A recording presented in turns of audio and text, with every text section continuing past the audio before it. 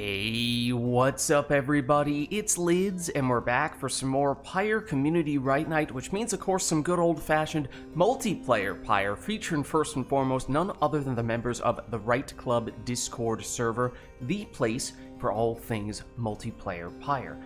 And if you're interested in getting more involved in multiplayer Pyre, then look no further, because you can join said Discord group by clicking on that link right there. But those of you in chat, you are not off the hook. No, because you see the red circle with the white L below chat. You click on that and you'll find all the various requests that you can make today, including things ranging from selecting players' exiles, masteries, songs, arenas, even Titan stars are all fair game. So, without further ado, let's hop into versus mode here. Get ourselves set up with our default settings, and let me know if there's anyone who would like to get us started off. It does seem as though Makos has raised his hand. Let me know if anyone would like to face off against Makos. Let me hop into Discord, though, before I forget. And look at that, Makos is already primed and ready to go. Always. Like a true professional. Something like that. Ignore that. I accidentally misclicked. The second one, theoretically, was the right button to press. First one was an invite to watch, not to play. I didn't even know that was an option. Apparently it is. Well, look at that. Okay. Hopefully Makos is actually in for reals here. Seems like it. Okay. So let's just double check if there's anyone else who would like to get in. Lilac doesn't have stream audio, but has requested talismans. Any egg-like talisman for both players. May join soon, but not right away, says Lilac. Okay, so it looks like we're still trying to find someone else here to face off against Makos, so let us know if there is anyone who would be interested. It seems as though that person will not be Lilac. I do see Spheris hanging out in chat as well. Spheris, you're welcome to hop in if you'd like, or anyone else, for that matter.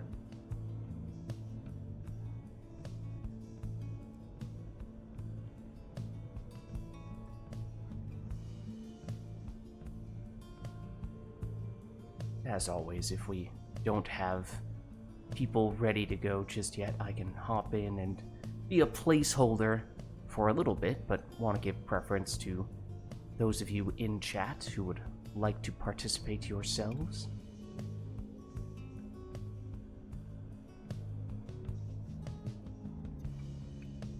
So last call for anyone in chat. Otherwise, perhaps I will get us started today alongside Makos.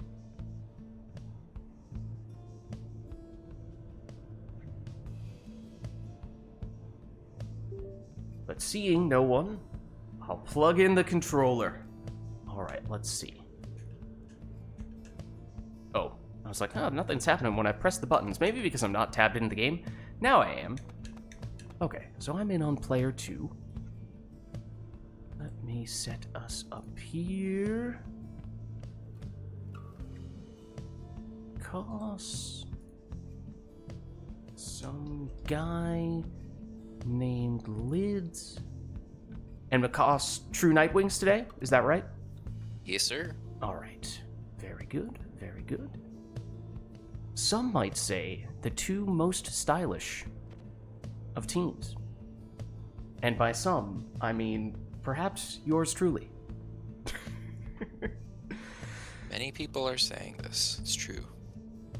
Alright, well, I think it'll be just the two of us here with the talisman's request for egg-shaped talismans. I have one that immediately comes to mind, but I'm going to have to take a closer look at what else we have to choose from here.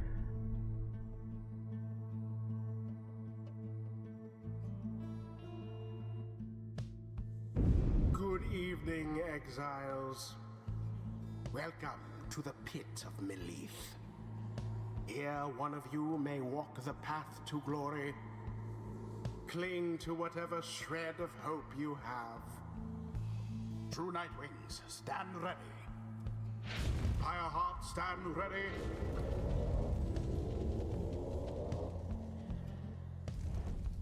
The rite shall begin forthwith. Alright, so egg-shaped talismans is the one thing we are working with here today for our first rite of the night.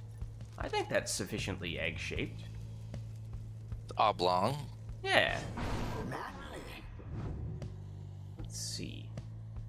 That's one question. Then there's the question of what actually makes sense with those egg-like talismans.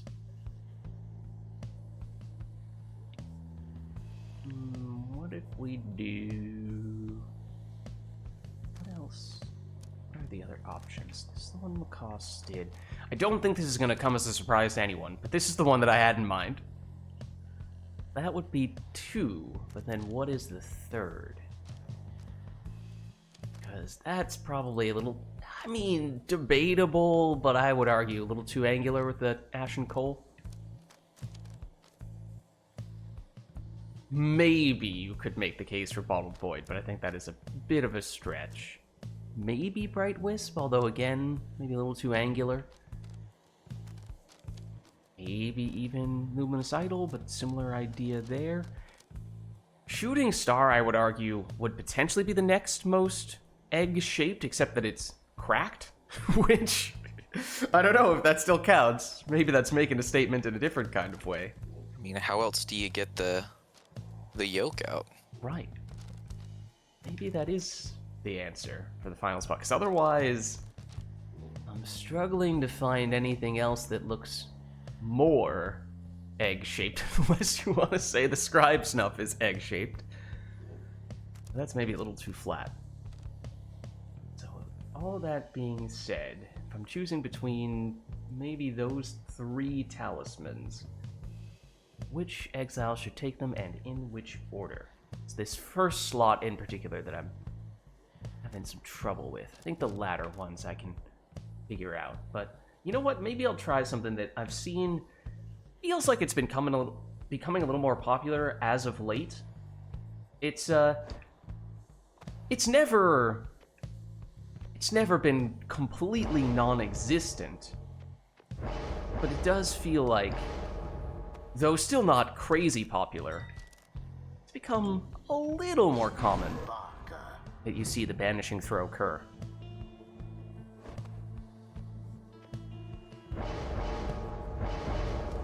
I'll take the angular egg here. Yeah, I think that's still close enough. So then we'll go with do this. I refuse to take the Savage Salute on principle, but we're saying this one is egg-shaped enough, so I'll take it.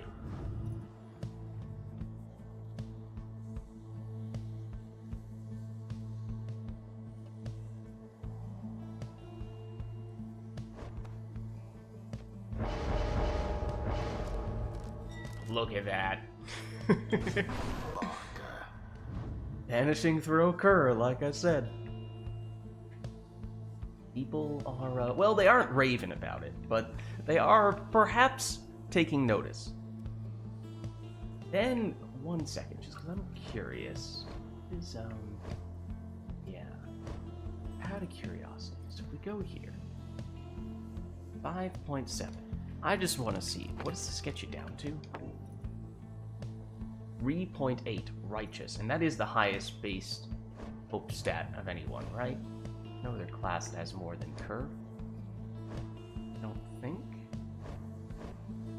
Certainly not you. Seems like it.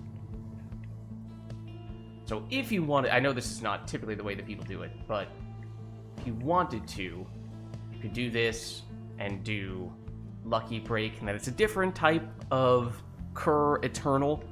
Usually people would go, what, with the Mooncrest for that, and that's definitely not egg-shaped. If you squint hard enough, anything is egg-shaped. Right? Well, it's just, It's just a squished egg. This is just the yolk once you get it out. That's oh, hold on. No, I have to do this. This is my squished egg. It's scrambled. Right on. I'm here for it. What actually makes sense with this, though? Offensive talisman. Ew. I mean, I probably would have preferred to have a defensive character in this spot, but that's alright. We'll make do. Sure.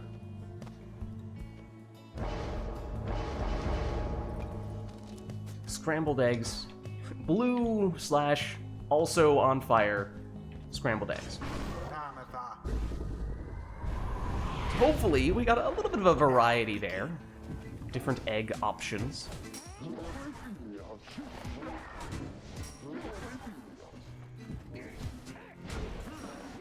I missed. Oh, we weren't supposed to do that. Good. The true Nightwing's Pyre is the first to falter.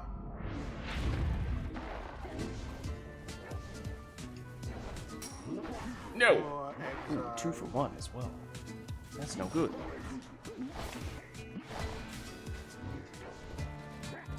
No! I didn't jump quickly enough.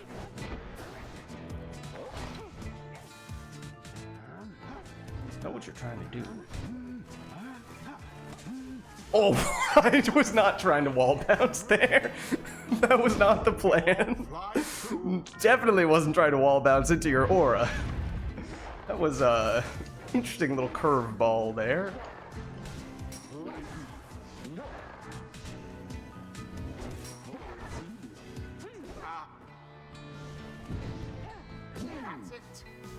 That's fine. Not wrong.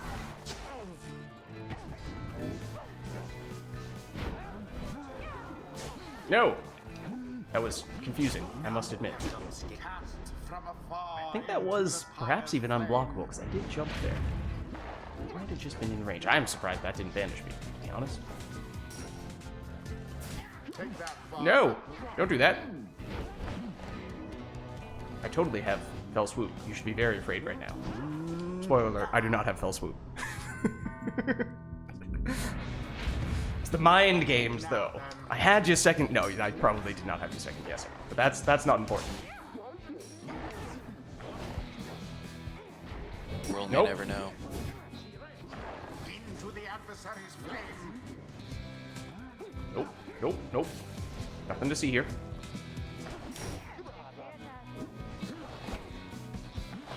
No! Your victory is at hand.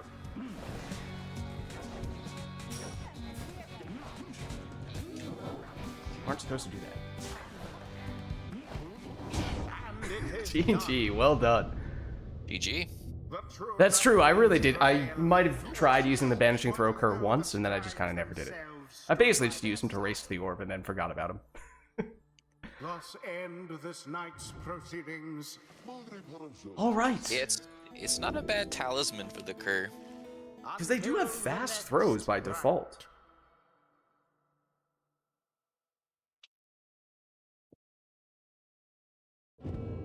Alright, well, as I was saying, I'm mostly just filling in for the time being, so if anyone does want to hop in, you are welcome to take my spot here. That was an egg-shaped talisman match. I would like to believe that Makas and I did a decent job of finding a variety of different egg options to put on the menu.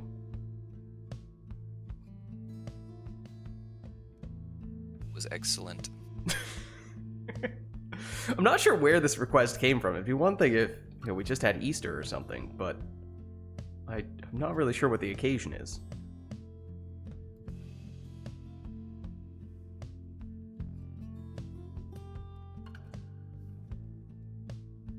I mean, banishing throws in general, just think about how critical that is to so many demon setups.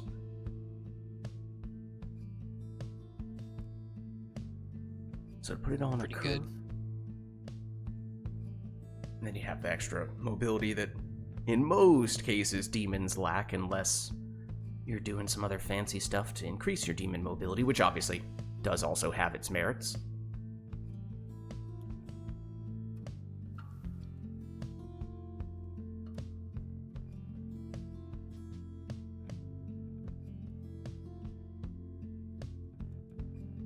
Well, as I said, let me know if anyone does want to hop in. Otherwise, we could just stick around with the two of us here and let us know if there's anything you'd like to see between the two of us. Otherwise, we could just go with whatever we'd like here.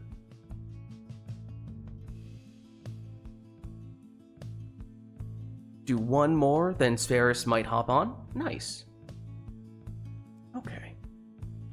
Macost, anything you'd like to do for this one, or do we just want to keep it simple here? Down to keep it simple. Alright, let's do it then. Oh, I kept sermon intro on. Alright, we'll keep it dramatic, but simple. The time is nigh, exiles. You heed the summons to the cairn of Ha'ub. Here you may step closer to achieving freedom. Try not to let the pressure get to you. True Nightwings, stand prepared. Firehearts, stand prepared. Who shall conduct this rite? Alright, so no requests from chat for this one. This one is all up to us. Go with whatever we might like. Koss is going for a speedy crone. To which I will respond. My goodness. My goodness. With speedy crone of my own.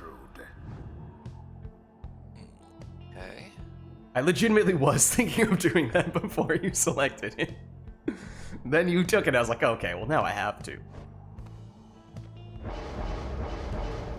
Oh. Clever. Clever.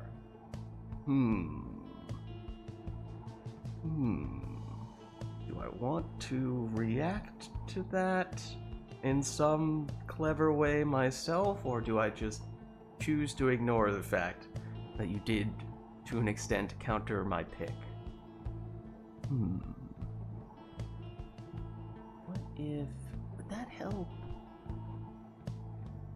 It might. Yeah, what the heck. We'll try it.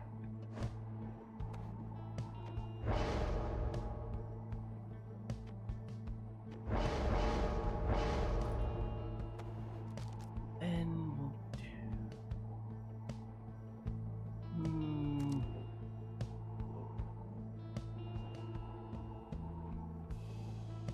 Do we choose war? Maybe we choose war. Volfred. It's not so much the power, it's not so much the imp in general, it's that we both took saluting crones in the first spot, and then Macost took a saluting imp with his second selection, so he has countered my crone salute to an extent. That's okay. Oh, I also totally did not realize that my sap was going down here. I just totally thought he was going up there. I was not paying close enough attention to that. Now what?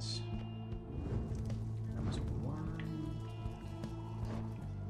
Ooh, interesting.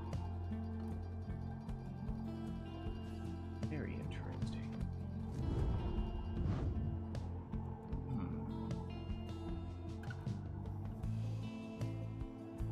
I mean, I could take a similar approach as well. Sure, why not? We'll do this. We'll go... It's gonna be unconventional, but how unconventional? I think go... A little painful not having that, but... Yeah, I think you still did it. Yeah, you could make up for it a bit, doing something like that, but we'll make do.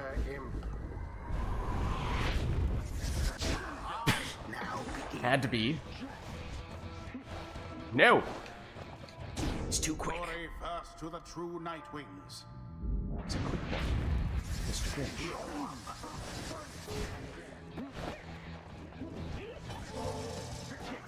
Oh, did not think you were jumping for that, to be honest.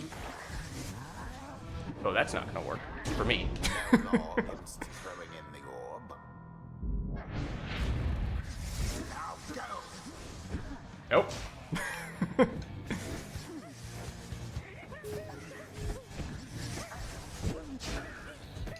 A bit of a blunder.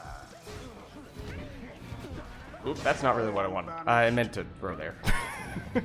That's not great. It's not quite ideal, you see. There.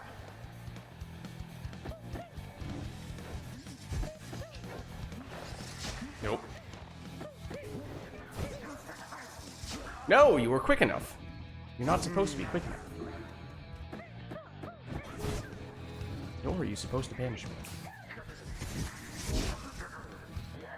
This is definitely not in range. And I think we both know it.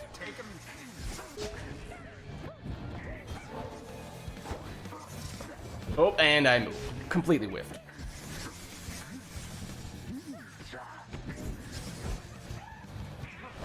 An interesting exchange. I never. That was the single worst thing I could have done in so many ways. Name of Solium. Oh dear. But you did it with heart. I did. Maybe that's all that matters.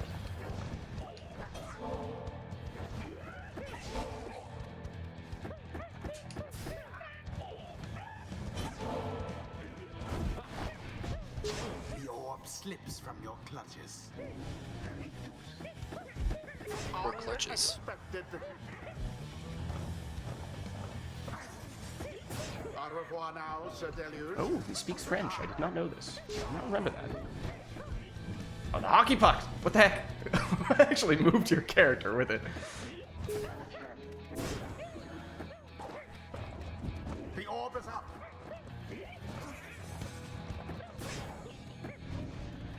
Oh, Okay, it's something. It's something. We're on the board.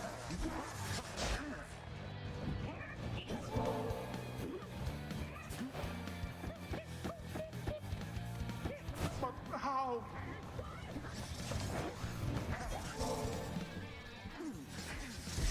There goes No! our Gertrude. I jumped! The orb's engulfed. Now go on, just once more. That's not really where I wanted that. No! I didn't even have time to switch. Ought to put them out. I forgot you took that. Oops. Yes. Okay. I have to return the favor, of course. Right in.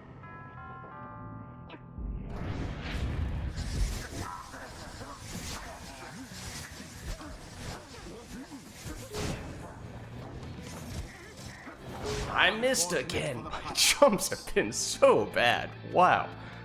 Oh, Everything has been off the mark. Ooh, that was a rather large banishment. banishment for And all. not the shield that I thought I had pressed.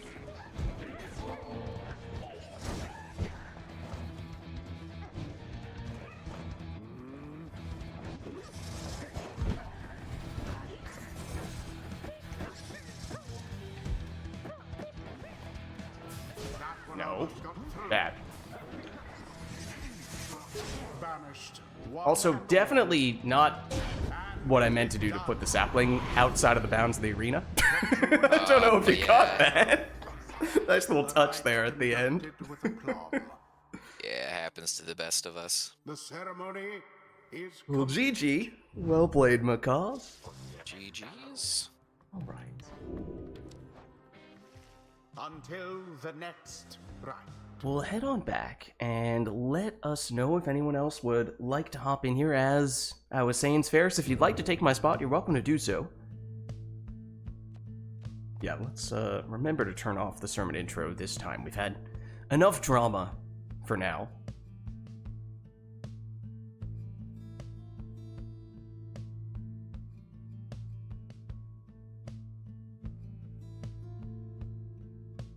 Yeah, I can stick around, of course, but if if anyone else would like to hop in, you're welcome to take my spot. Was that, did I just hear Spheris jumping in on Discord? I did. Hey, Spheris, how's it going? Good. Ready to play. Awesome. Okay, let me unplug the controller before I send you the invite, just to play it safe. Let's not tempt the Steam Remote Play gods here. Okay. Invite is on the way. Spheris?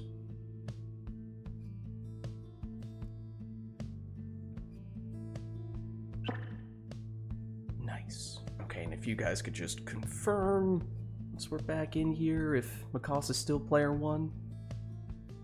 Looks like it. I'm not hitting the bumpers, so I believe that is our friend Spheris. Okay, nice. Yeah. And Essence today, Spheris? Yeah, as usual. Yup, that's fair enough.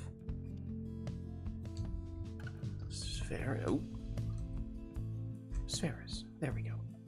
Okay, so let us know if there is anything we would like to see for this next match. Otherwise, we can just leave it up to these two to go with whatever they want. Of course, Makas has had a couple of warm-ups here, but this will be Spheris's first match of today's Rite Night, so up to you as to whether you would like to give him a warm-up or not.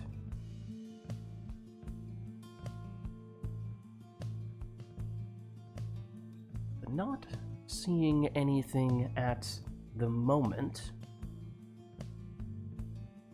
So why don't we hop in here?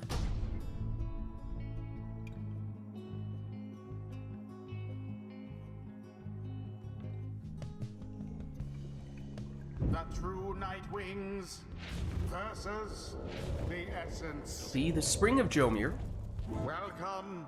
and with no requests, Who shall conduct the rites? players may take whatever setups they would like.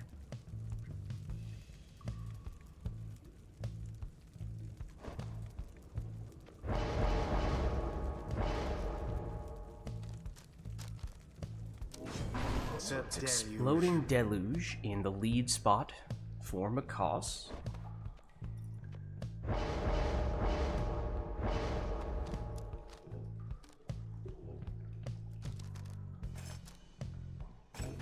Speedy Tizo for Spheris' lead.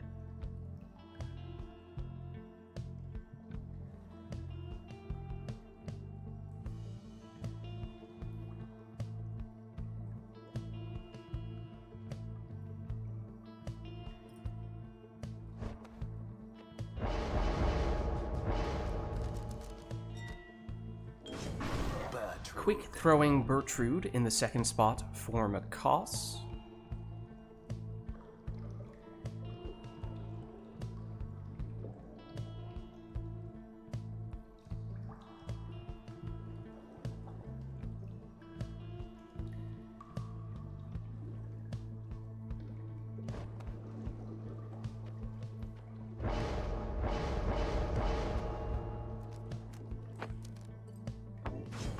Large aura on Raji in the second spot for Spheris.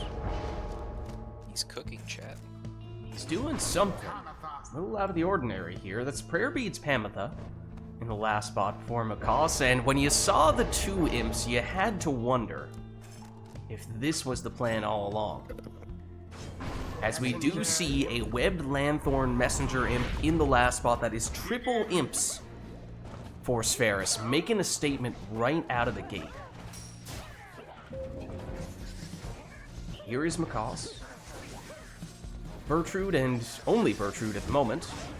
That's not enough. Oh, but look at that. The return from Deluge, but he can't quite make it in, although Makas can with his harp. It's a 20 damage plunge, and with prayer beads, in fact.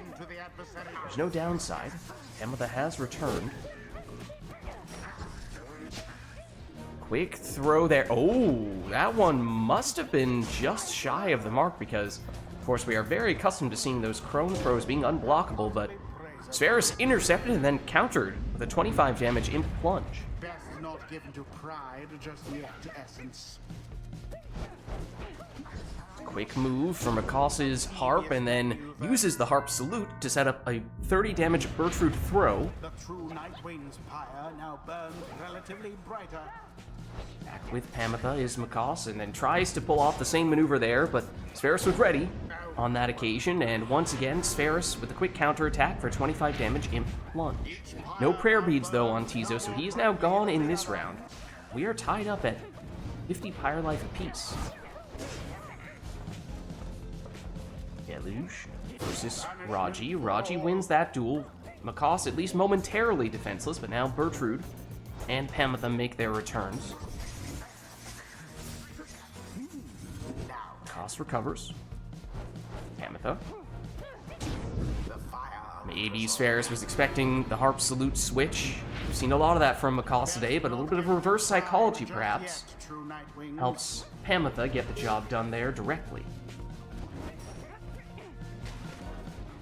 Here is Pamitha. Ooh, that time though she comes up a little bit short.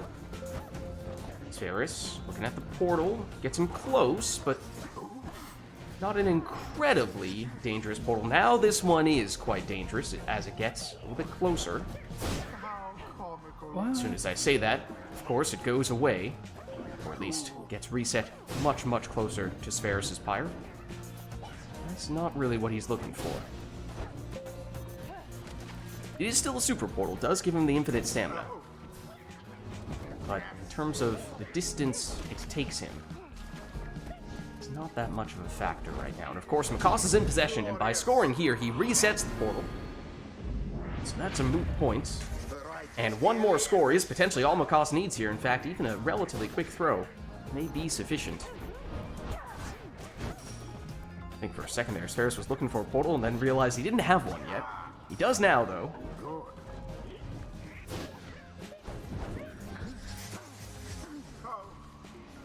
Makas applying pressure here.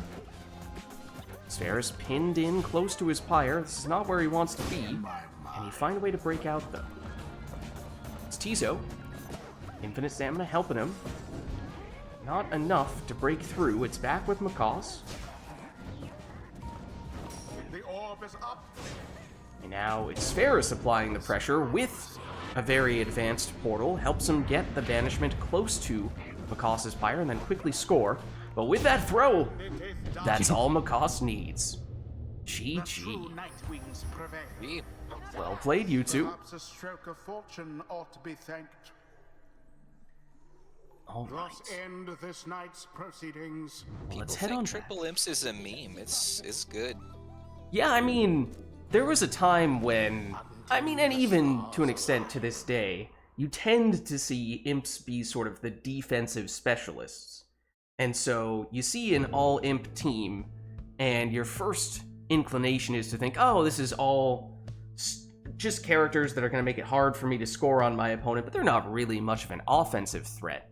And even when people were doing triple imp teams, at least initially, that was to an extent still the case, but people have been becoming increasingly comfortable with the offensive imps, and now those triple imp teams, they're surprisingly well balanced.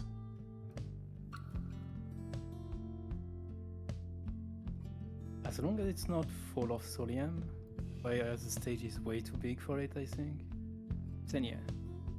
Though, I get what you're saying. You do have the portals after. Exactly, but at the same time, if you have some good portal play, maybe so some luck long with to it. even get things set up, and then you're back in defensive position, and you have your own portals that gets back in defensive position as well. So Right. I think it's really bad on such a big stage. Mm-hmm. On smaller stage, it's pretty good, I think. Maybe not the best, but decent. And then you have large auras. I mean, they may not be the biggest, but they're not small auras, so you have a small arena, like, I don't know, the Pit of Malith, and with triple imps, if they're all clustered around the pyre, you're covering a lot of territory there, and sure, you can always potentially jump or throw over it, but it does make it a little bit trickier to maneuver around, so that is a factor. Let us know if there is anything we'd like to see for the next one. Otherwise, I did recently have an idea, something that I'm sure we must have done at some point, but I may have a bit of a request of my own here for you guys. One could argue Let's see. similar, almost archetype-ish in a way, although I'll tell you right now, it's not an archetype. But seeing no other requests, why don't we hop in?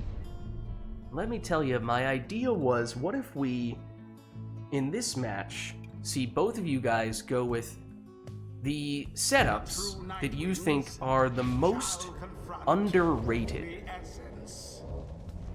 Welcome. And you could look at that from a holistic team perspective, but I was thinking more on an exile by exile basis. Maybe it was just going back to thinking about the Banishing Throw curs and the conversation we were having about them. Characters that, or setups overall, so class, masteries, talismans, that you think don't get enough credit. Just do Trickus Talismans team. Not sure that's any good though. Choose someone.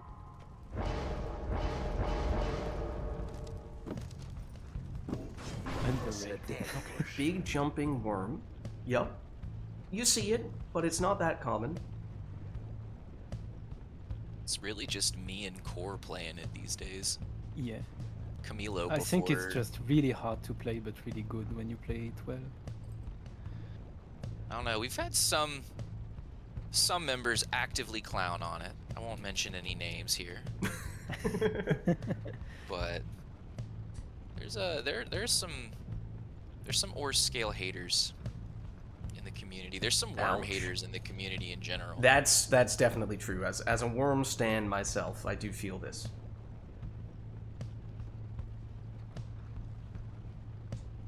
Well,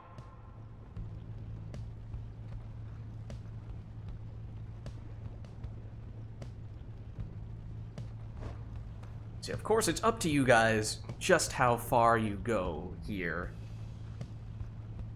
You know, are we gonna see some really rare setups? We could, if you think they're very underrated, or things that are only slightly. I mean, I'd like you to try to find some stuff that you think is truly not well represented.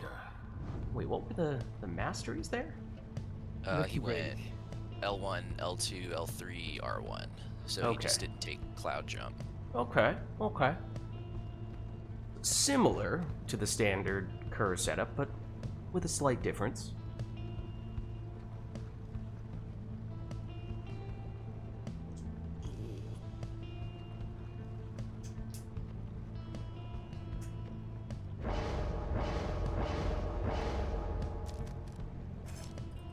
No, you can't. No, you can't do that. Hold on. That's not allowed. It's the one thing that you're not allowed to do. Are we... There's no Speedy Manly. Speedy Manly is not a thing. You will never be allowed to take him. I will stop you every time that you do. You can take it on Volfred. I'll even allow it on Palmas, but absolutely not Manly. shall now face the essence. Civil War history here, guys. It's the first Civil War on this very arena, no less. The rights. The disrespect. Lore. I don't have the lore, so Alright.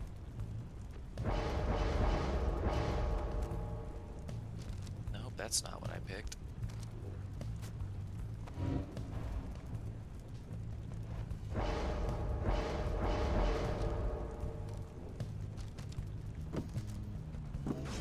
It's a deluge. So we have the distance jumping worm. We have the lucky break rare beads curve. Barker. If you would like to take a speedy sap, you may, just as long as it is not melee. Okay, so numbing gust, speedy sap is what Macaws goes with here. Are you thinking about that mostly from a mastery standpoint, a talisman standpoint, Macaws, or the combination of the two of them? I mean, I was going from the manly side of things, because everyone clowns on manly, but Well, in that specific case, there's a very specific reason for it. Was the dawn of the Rite Club Civil Wars, the original longest rite ever. Longest ride ever. My goodness. Choose someone. I mean, it was like 40 plus minutes, so yeah, it was a long time.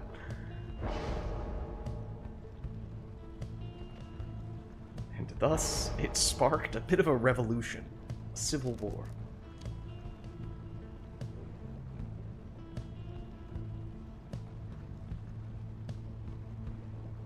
If I pick this and it doesn't work, is it underrated? I don't think so. I think that is rightfully not used. Yeah. There should still be stuff that's good, just stuff that you think people don't give enough attention to. Exile. Curfang on the Savages. Okay. webbed. No, yeah. not Curfang, Titan 2. Oh, Titan Tooth, rather, sorry. Yeah, webbed feet is specifically really good against me. That might be what wins. Oh, that's not what I wanted. Grave Snuff again. Actually, is this better? Is this better here? I like Explosive Temper personally, but Whatever. maybe it's underrated, you know? Yeah. Who knows? Barker. Alright, explosive anything that starts truly going down the right side of the curve tree, I think you can definitely feel confident is not used very often. It's so much better if I had bird, but can't pick bird because bird's OP. Whatever you pick on Bird, it's never underrated because Bird is OP.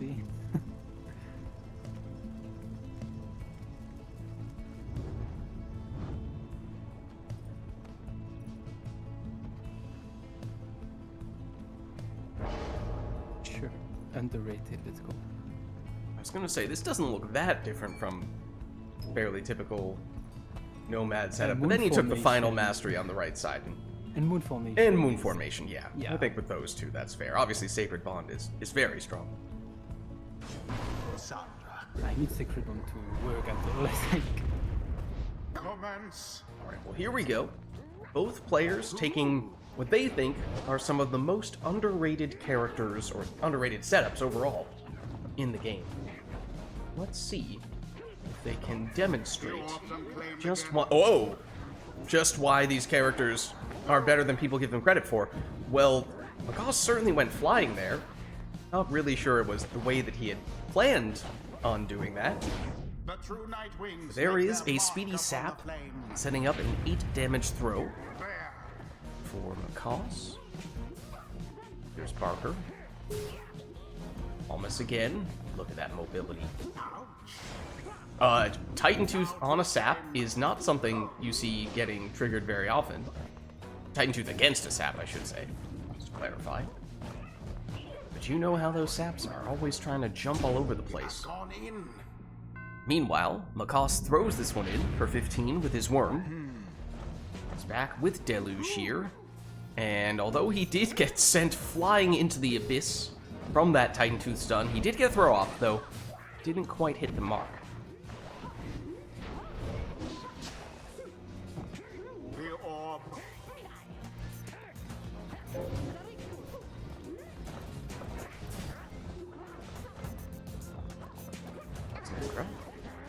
She goes, oh, with a quick follow-up there. Leads to a 20 damage Cur Plunge. Oh, Did you take a Guiding Light on your Cur? No, I picked Prayer Beads. Oh, okay, yeah.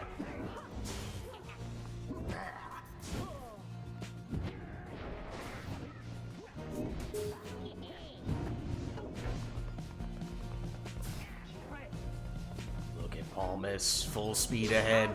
fortuitous.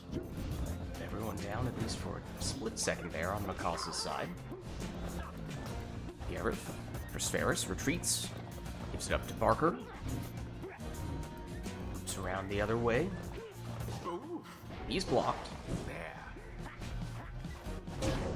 And instead, it is Makos's Barker, plunging for 28 there, with a bit of bonus damage.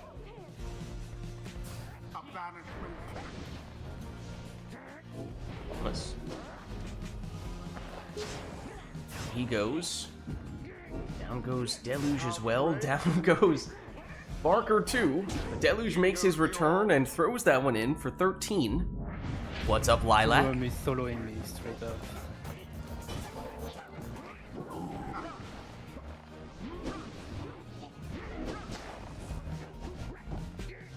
Barker.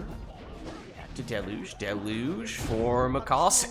Every time. I know he has the extra jumping distance talisman, but this is insane. He's jumping 3 times as far as usual every time, if not more than that. Makos's Deluge is legitimately a rocket.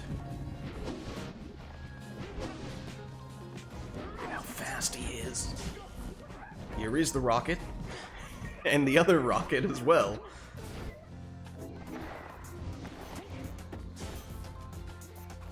Look at that hesitation move there. Little stutter. Little pause from Spheris, but Makos Stuck on the wall. was not fooled. Throws it in, and 1 score might be all that he needs. And there it is. GG. Worm GG. is underrated and completely broken. Well, there you go. That was a match It's Oh my ended. god. with full setups that both players thought were underrated. Until the stars align. And maybe demonstrating just how they can be put to good use. Also, this is not a Lakers stream, but I also don't want to talk about basketball right now.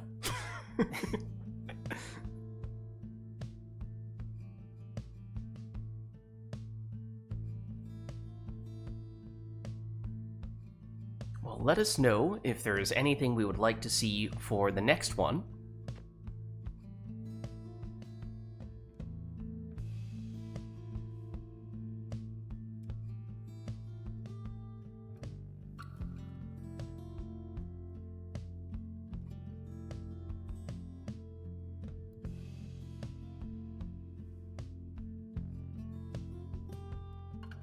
Otherwise, of course, we can leave it up to the players to go with whatever they'd like. That is also an option.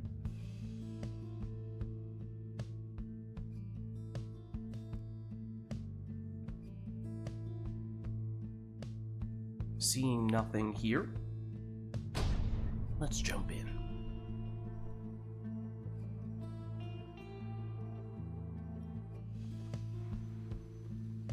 The true Nightwings shall take on the essence. All right, Glade of Loot, Welcome. welcome, you two. Who shall conduct the rites? No requests, so all up to the players, and this one will be a speedy Ignarius in the first spot for Makos. Character whose Spheris will answer Demon. with a quick throwing Vizpaleth.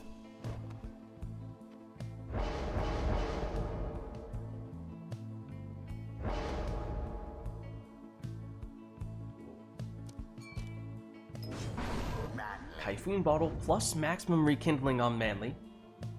Getting the benefits of what you usually would only be able to get, going all the way down on both sides of the sap tree, as that is functionally the privilege that Typhoon Bottle gives you. That's Jodariel in the second spot for Spheris, so he has doubled down on the demons here.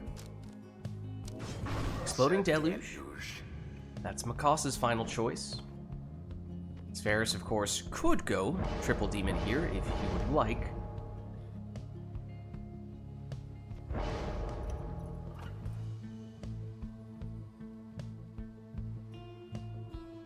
I kinda have to do that as well.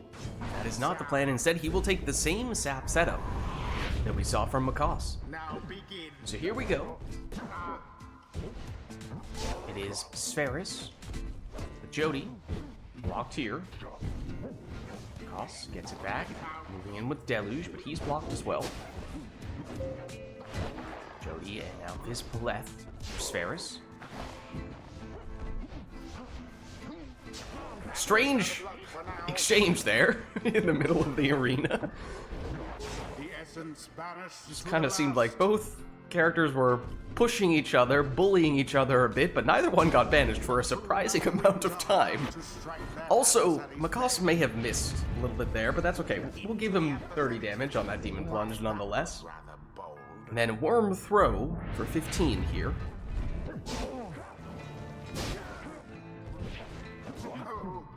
Demon Hopscotch. Makoss goes down to Jody's cast. Jody goes down, but this Paleth still has it here for Spheris. Looking to get that Banishing Throw to do some work, although might not need it here. As somehow finds some room even without it. Get in a full 30 damage throw. Jody. Blocked. But then banishes the defender. And somehow, just barely stops Makoss from scoring there with his Worm. What happened there? Spheris with just Viz Paleth. Banishes a sap. Knocks back the defender, now has some reinforcements. The demons are just continuously taking turns, staggering each other. Typhoon Bottle, proccing here as everyone is down on Spheris' side. Both players have that talisman. So in a way, especially with these largely mobility lacking exiles, with one exception being Deluge on Makoss' side, it would be quite tough to make things happen without the ability to sprint, jump, throw, or use any other special abilities. Makoss throws this one in for 23. Does mean that players may want to be mindful not to banish absolutely everyone on their opponent's team, otherwise it may come back to bite them a bit. And again, small enough arena, maybe you don't have to cover much ground, even with that limited mobility, that you can still make it work. It's another finger gun display from Ignarius. Once again, it's a little bit off the mark, but it's okay. It's the finger guns. You have to let it pass. Koss squirming around with the worm. The throw is off target. Blocked this time. Now Spheris gets it to Jodariel in an advanced position here, but she does get banished. Manly versus Viz Paleth. Manly's back here. It's a little... Well, let's just say, it's not Infinite Worms. Obviously, Manly is not a worm, but did see Makoss benefiting greatly from the valiant return that Deluge has. Here he is, hiding in the corner almost. Not able to sneak through on that occasion. Jody. Locked here. Koss. That throw, I think it, was just a little bit shy of the mark there. It's back with Spheris now, with Jodariel. Gets the stamina back. Gets blocked though. Can still pick up the orb. And plunges. That's good for 30. I don't recall if she had prayer beads. She did not. That means no Jody in this round for Spheris. No one at all at the moment, but here is that Typhoon Bottle proccing. As I said, not a lot of mobility with these exiles, though Makoss didn't have to cover too much ground, so he was still able to get the finger guns in there from Ignarius, and that means one score could be all that he needs, at least for the initial Spheris life bar. But of course, both players took maximum rekindling on their saps, as we see here. That is the rekindling, good for 50. Yes. This one is still far from over.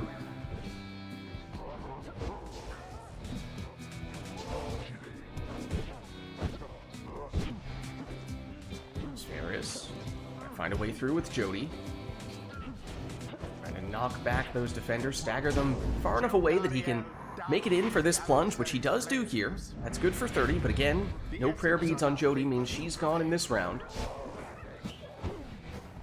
Which does make things trickier for Spheris. Here's Vispaleth. Koss, though, gets it back with Deluge. It's taunting. Vispaleth. Don't know if that was deliberately a miss there, because Spheris might have been prioritizing getting a banishment, but neither did he score nor banish, so ultimately, more or less just gave the orb back to Koss, who can't sprint, jump, throw, or use any other abilities right now, but being right next to the Pyre, that's not a huge problem for him. And now at this point, having already seen the rekindling with C's chance, that throw is enough for Koss to be the victor. Their pyre burns, whilst that of their adversaries is but ash. GG. The rite is But complete. ash. Well played, you two. Let's head on back Until the next rite. and let us know if there's anything we'd like to see for the next one.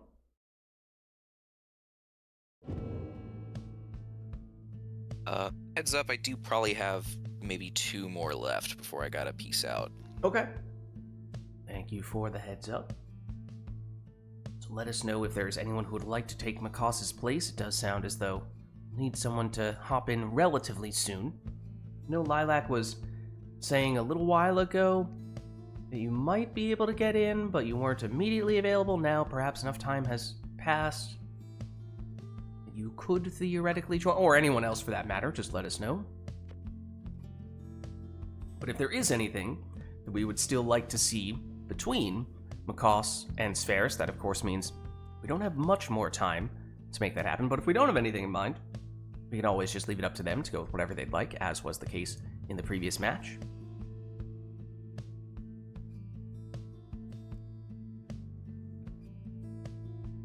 Seeing nothing here, let's go back for our next match.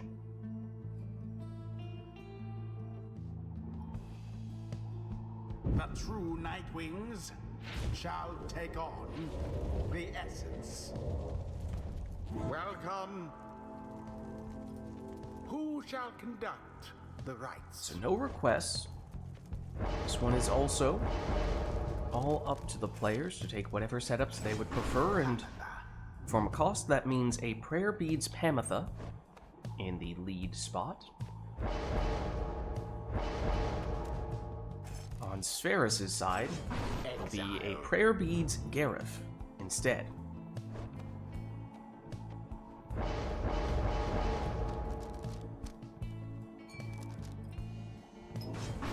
Leeching Lendl in the second position for Koss. The leech, okay.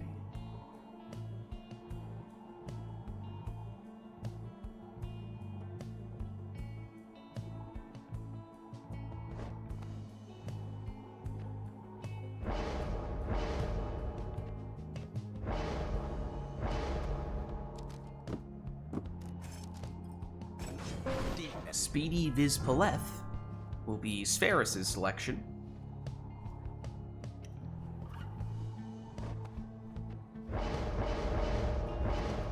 Oh no. Stubborn Flame. With Quick leech. throwing Bertrude. It's just toxic, what can I do? Alright. Koss doesn't seem to be holding back. It'll be Webbed Lanthorn Raji in the last spot for Spheris. So here we go.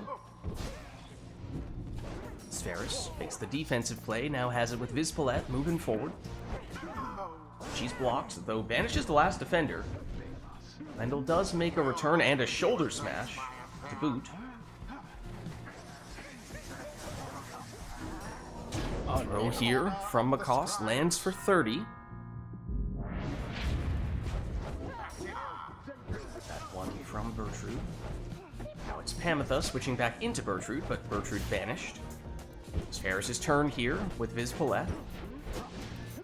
Gareth. Gareth gives it back up to Vizpaleth.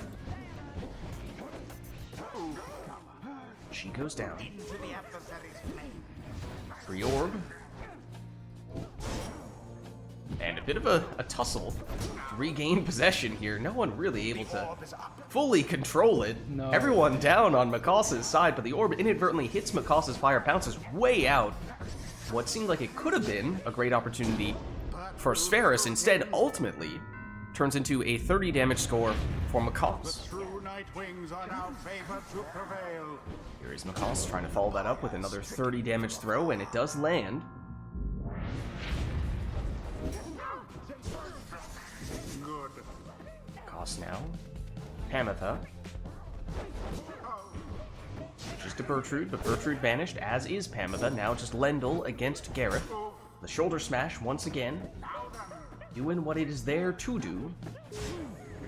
For Makos. Bertrude getting aggressive, but she is banished. Pamatha, however, has it now for Makos. She's dispossessed. Vizpaleth for Sferis goes down. Now here's Gareth. He's stopped. Lendl. He's banished. Bertrude. She's banished. Hamatha. She's blocked. And doesn't have anyone to switch into. All of her friends were gone. Infinite stamina on Vizpaleth. And it lasted long enough that Sferis could maneuver around there and eventually find a gap. Bertrude, unblockable throw. For the full 30 damage, and that drops Sferis down to 15. End the ceremony. One score might be all that Makos needs here. Little slide there from Lendl. Oh, and he gets rid of the defender. Oh, but the throw. It was quick, but too quick, perhaps, as it was not enough damage there. It did, however, still give Makos 10 leech, so it did have some value. Perhaps Makos would have preferred to finish the job there. He almost did so with Bertrude, but Bertrude was banished before she could make the deciding score. Back with Lendl. He goes down. Hamatha for Makos, which is into Bertrude. Bertrude, close. And there it is. GG. True night GG. wings prevail. They overwhelmed their adversaries utterly. Well played, you two. The rite is done. Alright, let's head on back. Until the next rite. And Makos, you still good for another one here? Yeah, this will be my last one. Okay. Sounds good. Let us know if there is anything we'd like to see between Makos and Sferis before Makos needs to head out. Does also mean we will be looking for someone to hop in Makos's place very soon, so let us know if anyone would like to do that. If we don't have anything we're looking for here, of course, as always, we can leave it up to the players. That is an option.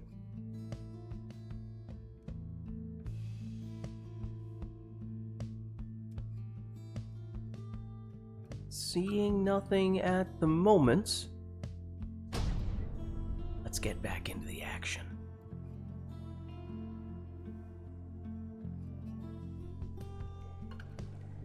The true night wings shall now face the essence. Welcome. All right. Who shall conduct the rites? This is what we expect to be our last matchup of the day between Makos and Sferis. It's the stowaway in the first spot for Makos. No requests from chat, so all up to the players to go with whatever they'd like.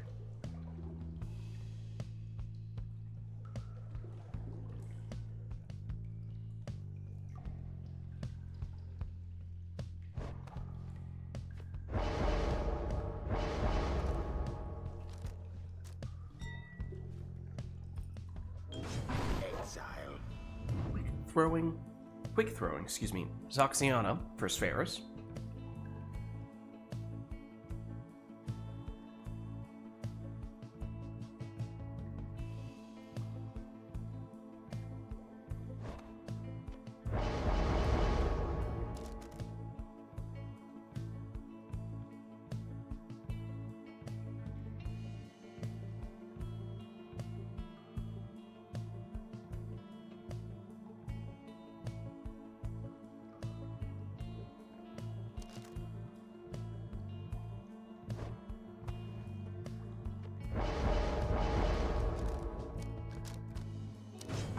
Exploding Lendl is Makas's second selection.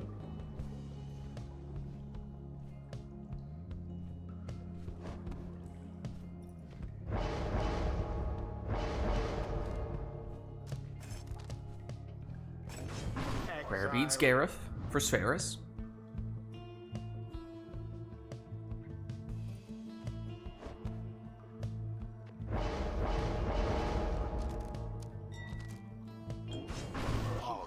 Banishing Throw Ulmer for Makas as his final choice. And Spheris will take a quick look at the lore on a character that we don't have much of any lore for. But then he will go for Web Lanthorn on Raji. So here we go. What we expect to be our last matchup of the day between Makas and Spheris. Everyone down on Makas's side, although they come back just in time to make the stop there. And some very quick maneuvering from Makas's stowaway. Some bouncing throws and teleportation to spice things up. There's not maximum damage though, just 13.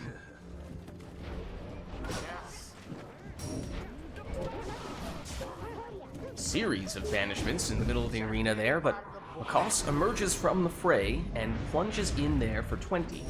So we did not have prayer beads on Ulmer, so he's gone in this round. Not that that'll make much of a difference, as Makas is still able to throw this one in for 20. That means he's back to full strength now. Spheris, clever maneuver there, weaving through Makas's defense, setting up a 20 damage harp throw. Fell swoop there, didn't quite have the timing that Spheris was looking for, but he does still get a couple of stops. That leaves just Lendl back defensively, though Savages returning now as well. Means it's a little more crowded for Spheris to find a way through here. He was able to do it last time, and he does still once again here, this time with the throw. That's the fell swoop play Spheris is looking for, and that's the throw Spheris is looking for as well. Makas, though, first to the orb this time, but the fell swoop deletes the stowaway. Raji reclaims the orb. Now it's Zaxiana. Down she goes. It's a little ninja savage strats from the stowaway, but her throw was off the mark, and both she and Ulmer are banished here. Spheris once again. Very nifty plays here with the harp. Oh, Stowaway's throw good for 18, seemingly straight through defender, but you know, that's alright. Now swoop banishes Ulmer. Stowaway going back to ninja strats, but Spheris was ready.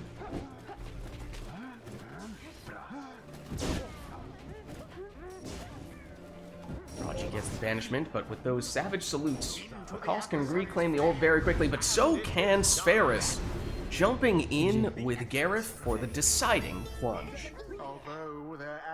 Nicely done. GG. Thus end this night's proceedings. All right. Well played, you two. Until the stars align. And I assume, as you were saying, Makas, you need to hop out. I mean, you're welcome to stick around if you'd like, but if you need to go, you need to go. Yeah, we got company coming over, so I gotta go get ready for that. All right, no worries, Makas. Thanks for stopping by. Good to have you, as always. Good to be here, as always. Thanks for hosting. Great game, Spheres. Catch you later. Enjoy yourself. Yeah. See ya. All right. That means we are looking for someone to join in on the next few matches, taking Makas's place here, so let me know if there's anyone who would like to get in on the action playing against Spheris. Actually, that being said, Spheris, are you good to stick around? I should double check with you two. I can stay forever. Oh, well that's that's quite the commitment. Never to return, you know. Oh, okay, I see what you're saying. Now I understand. So yeah, let us know if there's anyone who would like to hop in here to play against Spheris. If not, then, I mean, I can potentially hop in again and at least fill in for the time being if we don't have anyone else who's immediately interested and available.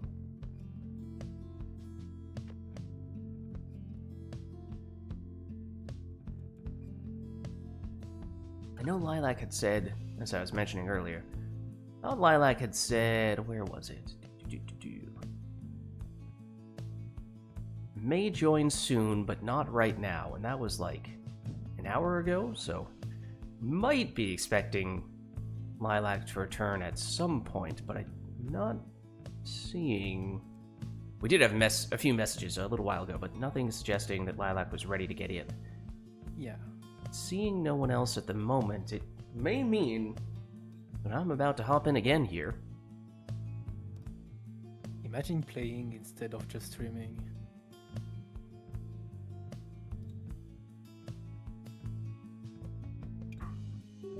Alright, the controller is plugged in. Let me see. Looks like I am now player 1.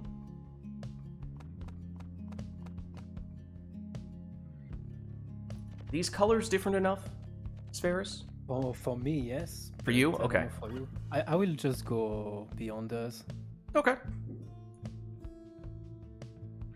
so it's clear for everyone. Okay, let me just switch us around here. No more true Nightwings. No more Essence. We are going Pyre Hearts. We are going Beyonders. Perfect. Alright. So let us know if there is anything you guys would like us to do for this match here. I was playing a little bit earlier, so I suppose I've had a warm-up, and obviously Spheris has been playing for the past several matches, so you could throw anything at us here if you'd like. Otherwise, if not, then we can always just go with whatever we'd like. That works too.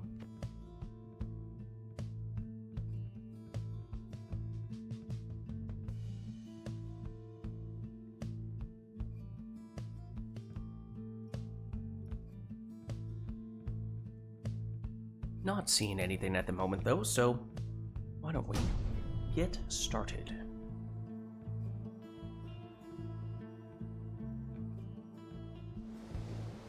Oh? The Pyre Hearts. No. I was gonna say, The Beyond. thought I recognized that sound. Welcome. I absolutely love this stage. It's perfectly shall conduct the balanced rites? and normal. That's exactly what I was thinking.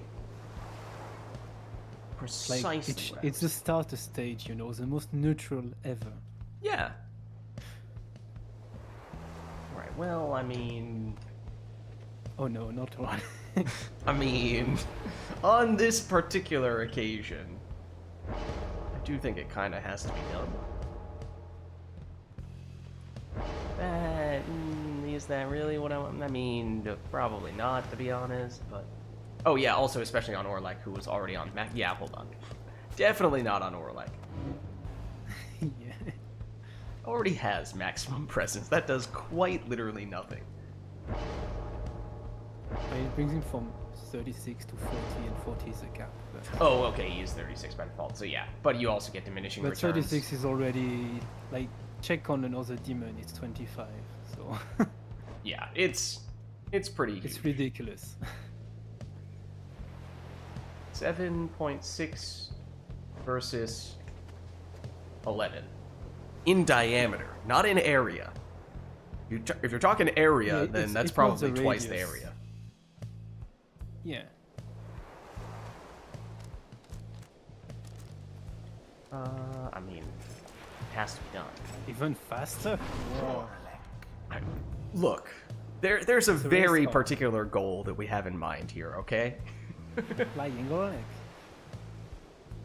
You jump from your pyre here.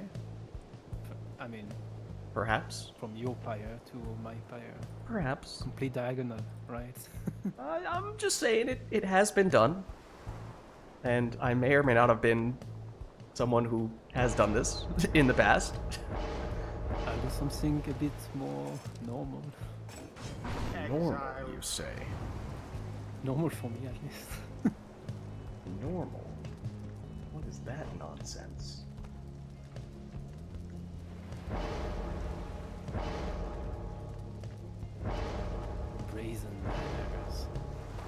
I mean, again, it has to be done. It's your choice. Ignarius.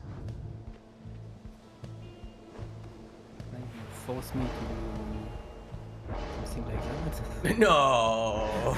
Yeah. I mean, it kind of has to be done. All right, so The game lasts a bit longer, you know.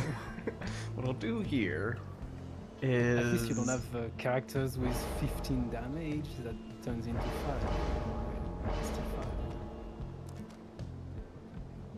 5. No, chewing dragon. I just finished my snack. I quite literally just finished my snack. The timing is, I'm afraid, a bit off here. But how's it going? Good to see you. Did you pick up the last one? Which one is the last one? Web Lanthorn. It's my ever so slightly responsible pick.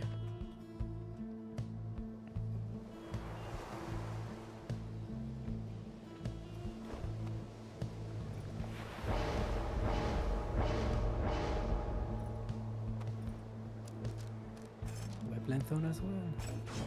Well, here we go. Oh my goodness, the black magic. So how's it going? There's nothing to see here. There's nothing to see here. Oh, hold on. That will not do. That I wanted was to try your insufficient. jump, okay? No, hold on. This is very disappointing. I think Orlek is just getting a little jittery. Just getting a little bit of stage fright here, you know? He hasn't been center stage for a little while now. Banished each in turn. Hey, if you could just, like, wait approximately 3 seconds. The orb No. bathes first in the fire heart. It's worth a shot.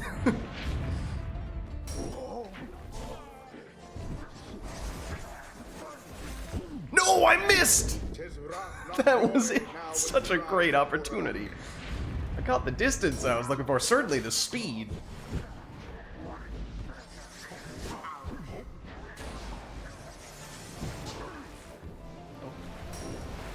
Nope, stop that. blow against the adversary's pyre. Enough of this nonsense. 'Tis too close to call who shall prevail as yet. Oop, I didn't mean to do that. Nope, don't get any big ideas. They're not gonna happen. Now to the flame. Conveniently, that was my Planthorn one.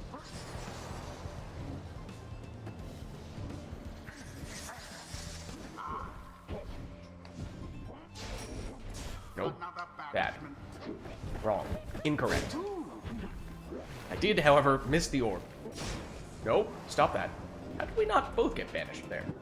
I object. Orb flies true. Because I teleported the second you grab the orb.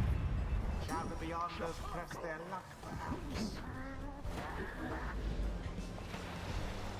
Totally going that way. Yes. No. Just like Stop that. Had enough of this nonsense. Quite No. an exchange. Also no. Wait, what? I pressed the salute button about 5 times there, I would like you to know, and nothing happened. That's really frustrating. Just completely ignored about 5 inputs, and that's the reason why I got banished, which is a kind of a pain in the butt. Now go. Banishment for all. One moment, please.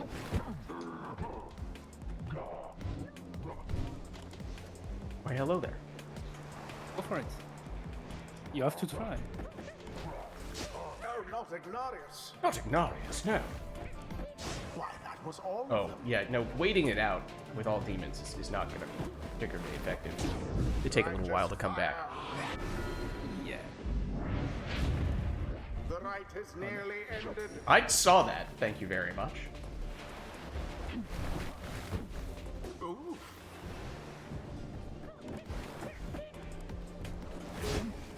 Nope. Not gonna happen. No!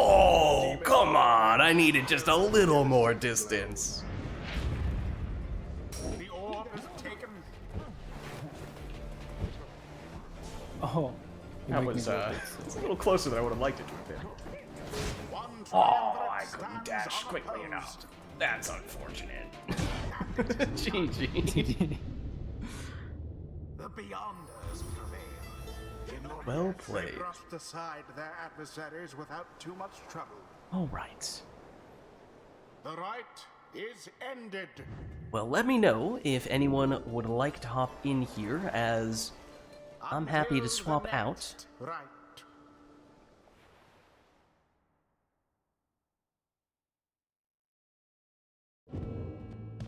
Mostly just holding down the fort for the time being, so if anyone would like to claim my spot, you are welcome to do so. Chewing Dragon, do you want to get in on the action today, or are you just hanging out?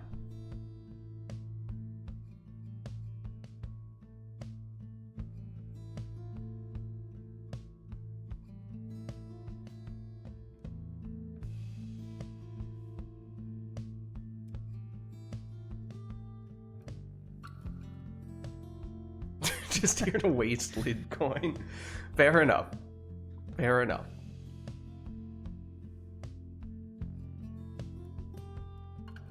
Now, Lilac, I'm afraid you just missed a boat matchup on which I took all demons. You may have caught Ark or Bash Paws in time, but you did just miss our first boat match of the day. I regret to inform you. Though Lilac does say I'll be in soon. Okay, well let us know if there is anything you guys would like to see between the two of us. It sounds like, at least for now, it will still be Spheris and me. You're never to return Essence Edition.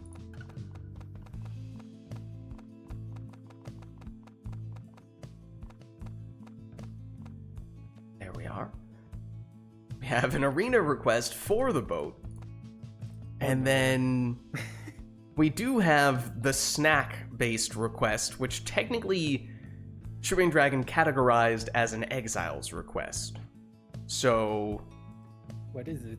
as I said, I was eating a snack, which I did finish almost immediately before Chewing Dragon made that request, so I do not have anything else to snack on IRL. As for what that means in-game for Exiles, your guess is as good as mine. We can't really do archetypes when it's Spheris and me, or when it's me specifically participating, otherwise I know what Spheris is getting. But, yeah, we could, if you can get in soon, Lilac, we could certainly do it once you get in. But yeah, if we do it here with me in the match, then I mean, I know what Spheris is gonna have in that case, which doesn't really work, I don't think. What if you also tell me your archetype? I mean, we could do that. We could just say, forget Try about to make keeping our archetype archetypes and put the other secret. one at the same time? Kinda weird. I don't know. I mean, We already have both to deal with, so... yeah, one of the reasons for keeping the archetype secret initially has been that way, if you don't know what your opponent is going to do, you aren't deliberately planning and picking around that. Because if you were doing that, then you might be distracted and not building your archetype. You're focusing more on countering your opponents. So that's one of the main reasons for it. What even is... Hold on. What is that? I can't tell. It's too small. It's a race car. Yeah, is it a race car? Yeah.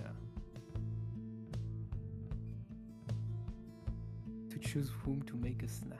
That's fair. Okay, that's, we don't support cannibalism on this channel. I didn't think I needed to say that, but apparently I do. Is it cannibalism when it's different species, though? I mean... It's not. Maybe technically. not. It depends which exiles. If you choose all the three same classes, then it might be. But no, if you're the reader, I suppose you're an nomad. It looks like it, right? I don't know. So if you pick any other, if you pick neither nomad nor savage, that's nice, I guess. I feel No like this demon, is a neither. conversation that I would rather Anyway. we not have to have. So I It's would not like cannibalism, but to it's veto still this. Very awkward. Let's try. I would rather us try doing a non-secret version of archetypes than trying to say which exiles we would eat. Maybe it's figurative snacks. I don't know. I mean, I don't hope think so. there's really any dancing around it. Anyway, All right, let's try doing non-secret archetypes. Just see how this works. Okay, so I'm player 1, so I'll roll first. I'm rolling for myself, and I'm going to tell you which archetype I am getting here. I've immediately noticed that I've misspelled the description for this archetype. I have now corrected the spelling for this archetype. As far as I have rolled speed/maneuverability. Perhaps the most straightforward one. Prioritize outspeeding/outmaneuvering your opponents. gotta Oh. go fast. One moment. I'm gonna re-roll that. I accidentally did a random number generator 1 to 10, and there are 33 archetypes. Oh, So okay. that does not really make sense to do that. So let's try that one again, shall we? Okay, no, I've re-rolled, and now I have low block counter. Absorb pressure from your opponent's attacks, then quickly counterattack them while they are out of defensive position. That is mine. Yours is life. Emphasize getting starting life, rekindling, and or leech. Fair enough. All right. Chewing Dragon, changing the word of the request. The Pyre hearts shall confront the Beyonders. Welcome. How Who shall conduct am the I gonna rites? do this one? I have at least one thing in mind. Yeah. So if I do that for one, maybe that for another. 2 exiles. What's the third?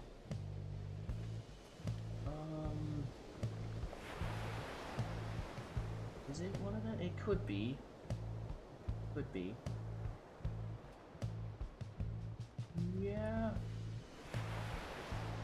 Maybe we do that.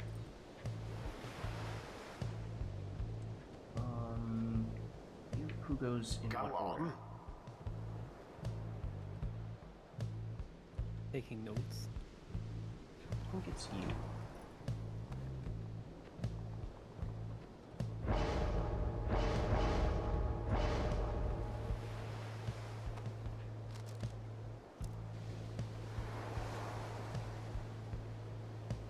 Yeah, it's probably still this.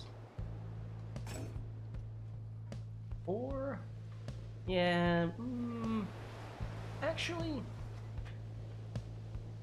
it may not have to be. I feel like thematically this is a little bit more consistent. Tizo. Yeah, it makes sense for your archetype.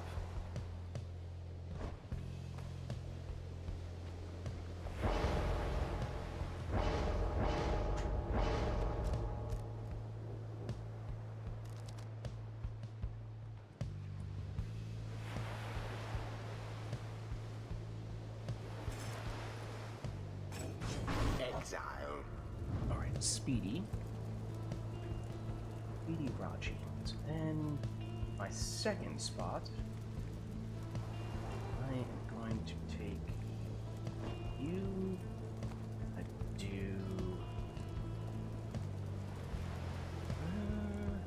What do we want from a mastery standpoint?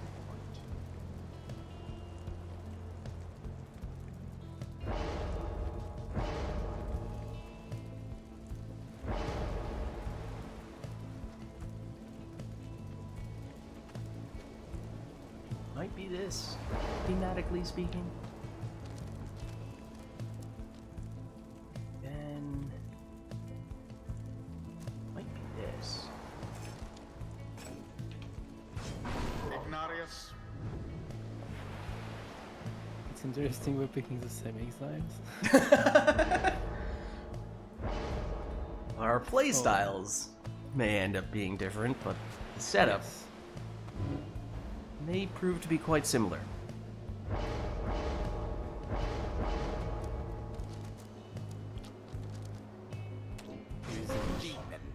Okay. And some bio life. Last one, I think, especially because I didn't go Web Lanthorn, I was thinking here you go with this, go there, and just do that. And then, yeah, you probably just keep it simple here. Okay, so I'm all locked in.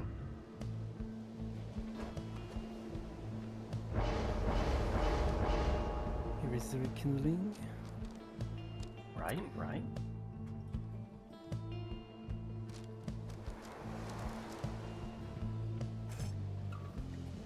And 20 more.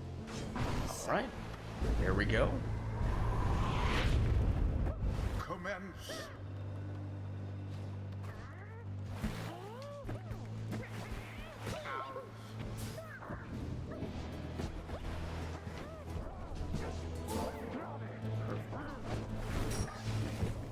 No! I should have jumped. That was so silly not to jump. Was exactly what I was looking for, though. Ooh! Oh, it's the... crazy. Okay, hold on. I don't want all these guys so close together. Oh. That's it.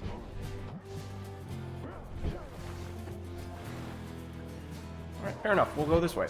No! That will not do. Okay, hold on. I need to be low block. Not high block.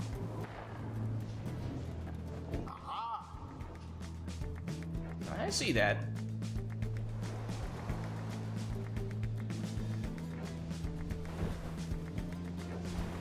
Oh my goodness, that was I did insane. not expect to go this far.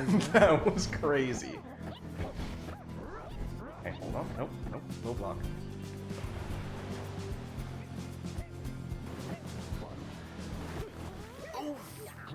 That's what we're looking for. Oh, that's not what we're looking for, though. Okay, and that was, again, not really low block. So perhaps rightfully so. It didn't work out. Uh-oh. Okay, better. Now to the flame.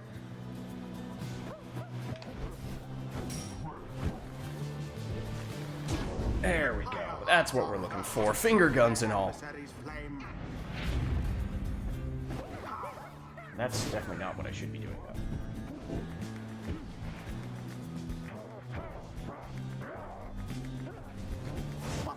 What? No! The shield! How dare you? Yes. You sent me back through the portal with the stagger. Almost an infinite loop. Speed! No!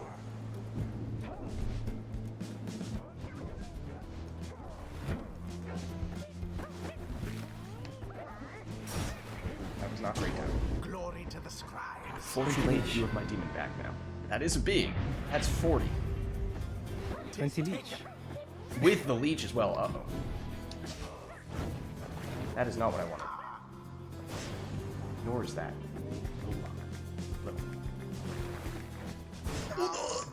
The shield! That was very well executed. I did not expect to slide. The slide was cool, too.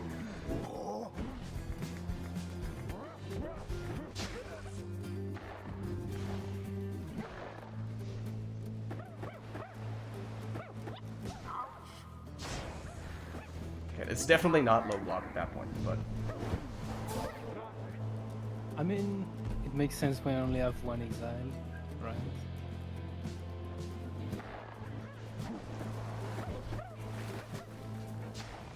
Oh, I guess that works. Wasn't really the plan, but we'll roll with it. The imp is kind of like the linchpin of the team.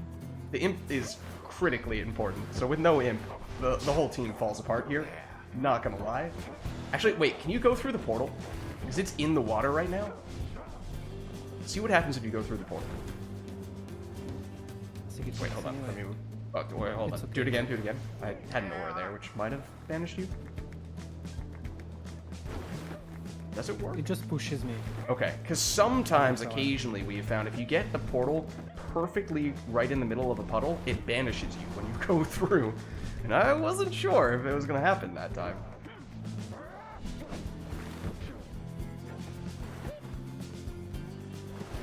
To each his own. Who? All right, that's your portal, not my portal. I would really love to see that portal right now. I got a free extra jump. Indeed. Except it's not gonna matter here. No, it's gonna take me too long. No. Well done. GG.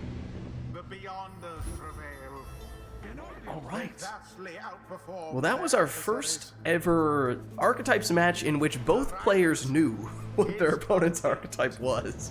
So a little bit of a slight spin on that. Until the stars align. And if anyone would like to hop in to take my place, you are welcome to do so, as I've played a fair number of matches already today. As always, would give preference to getting you guys in, so I know Lilac, you were saying you might be available soon. If you'd like to hop in now, you're welcome to. On your way home at the moment, okay. Lilac is not immediately available, it would seem. Did you fix the typo in the description? I did fix the typo. It was just... I said prioritize instead of prioritize for speed and mobility. Prioritize, you know. Yeah, maybe if I spelled it with a Y, it actually would have made sense, but I didn't. Cooking utensils. Yeah, for what it's worth, I don't think that Chewing Dragon knows this, but we did, oddly enough, recently have a cooking utensils-based challenge for Mass Effect multiplayer. So that may seem totally random and like something that you'd never be able to translate into a game, and yet somehow this exact thing is something that we were doing recently in a different multiplayer game. Boy, Rotor can play for a few. Not many, but, recovering from a fever. Yeah, no, Rotor, if you need to rest up, no worries, man. If you'd like to get in, you're welcome to, but obviously health takes priority. No pressure. Yeah. Up to you.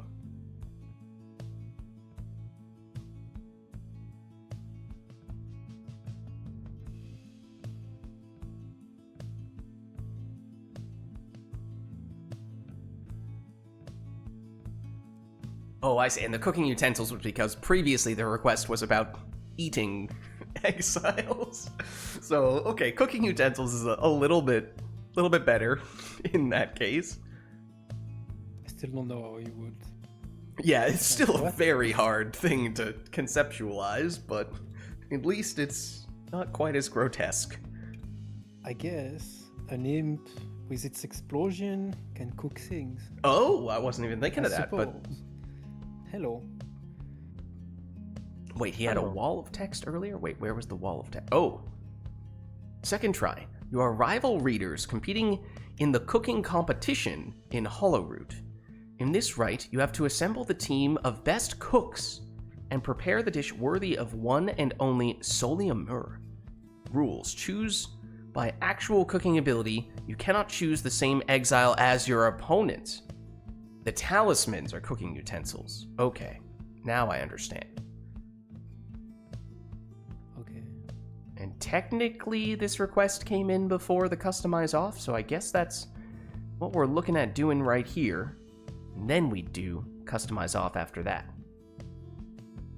So Rotor, if you'd like to hop in, you're welcome to take my spot, but as I was saying, don't feel pressured to do so. If you need to rest up, then that's totally fair.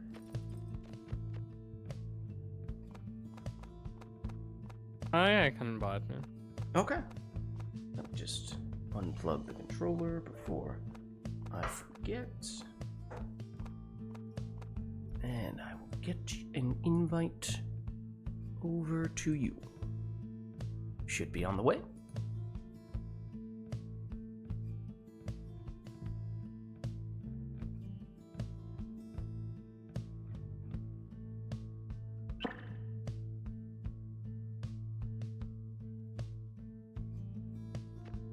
Okay. Oh, sorry.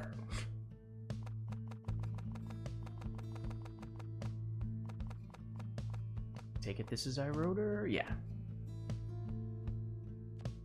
Oh, wait, no. No, it isn't. I'm still player 2. Okay. I thought you were going for the withdrawn. I was like, oh, okay, that's iRotor. Then you went passive. Oh, hold on. This isn't adding up. Okay, here we go. This is now... Whoop, that's all of the wrong letters, or at least letters in the wrong order. That's still Spherus. That stays the same. Triumvirates, though.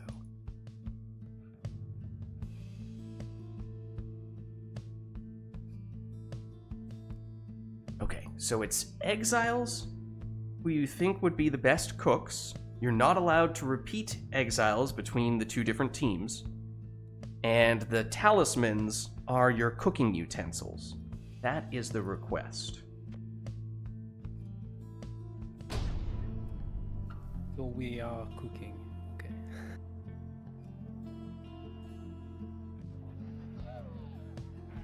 The withdrawn shall now face the essence.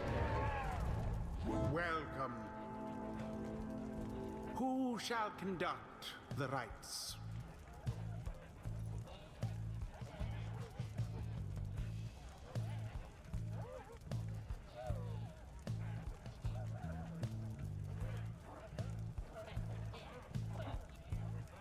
I was just thinking, this is an interesting arena for the occasion.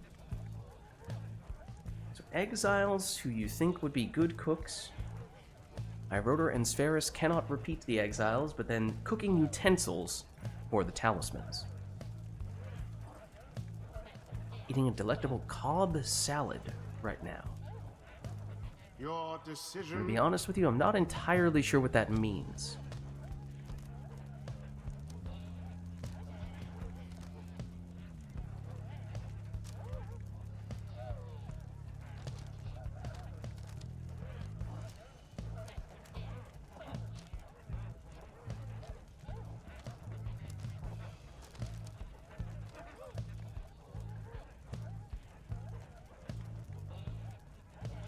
That's a crazy request. It's a little bit of a tricky one to figure out. Normal salad, but with grilled chicken, bacon, cheese, hard-boiled egg mixed in. That's really... You think that's really... I was gonna say, that was nowhere near what I would have guessed.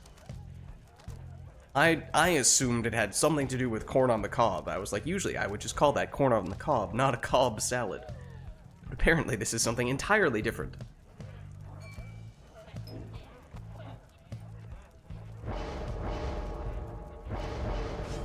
Bertrude. Alright, it's Bertrude in the first spot for iRotor, so that means Bertrude is claimed as the first overall pick in this chef draft. I was also thinking of that because you know, kind of a witch. Yeah, what are we cooking here, guys? Are we lot of brewing up things. potions, or are we making dinner? Hey, potions are, you know, you can think. Anyway, Edwin, he's cooking, right? I will admit, I thought this was the obvious choice that was for sure going to go with the first No. overall pick. First, can you take away keyboard control? Otherwise, Oh, push it yeah. down. For you, iRotor? Yes. Okay. And secondly, yes, he is cooking, but notoriously no one likes what he's cooking. Well, I was under the impression that was just because of the poor ingredients and the downside, not because of a lack of skill. Yeah. But So I- maybe Yeah, well, no. we don't really know, right?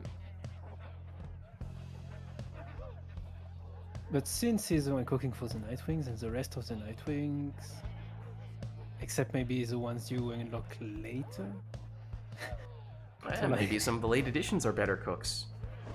these ones don't know how to cook. Right, these 5 ones, at least.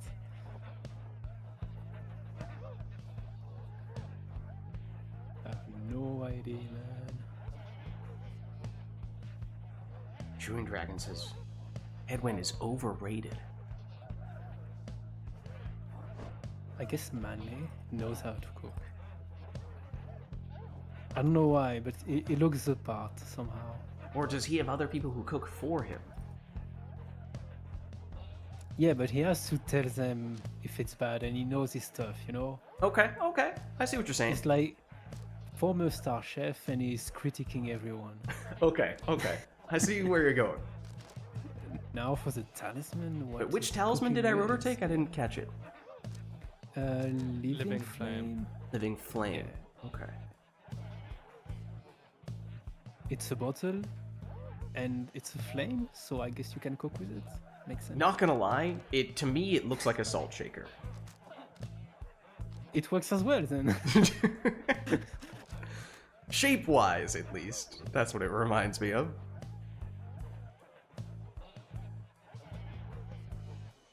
Can I just use scribe snuff to cook, you know? This is crazy. Maybe Udmilda's swamp drinks are better than Headwind's cooking anyway? Well, we're gonna see. Maybe.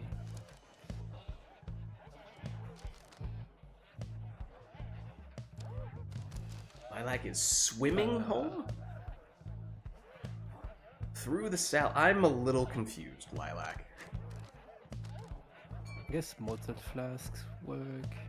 Like you can have something within it, so it's cooking utensils. You can make things simmer in it, I suppose. I mean, the obvious choice would have been nutrition stick for. I mean, first because of the nickname, and secondly because you can stir with it. Oh, you can still. You could still take it. So Manly is claimed, so you can't take him. Yeah, but I'm not sure if Wolfred. If he wasn't a sap, he probably like. I don't know how sap like nutrition works. Do saps just photosynthesize? In which case, Yeah, they, like, they don't some- eat. Maybe. We've definitely It asked wasn't this might be question good cook, before. but I think more likely to be good cook is actually alright. True. They eat dirt. Not sure I want him as my chef then. Not really my cup They of tea. consume the soil. It's different.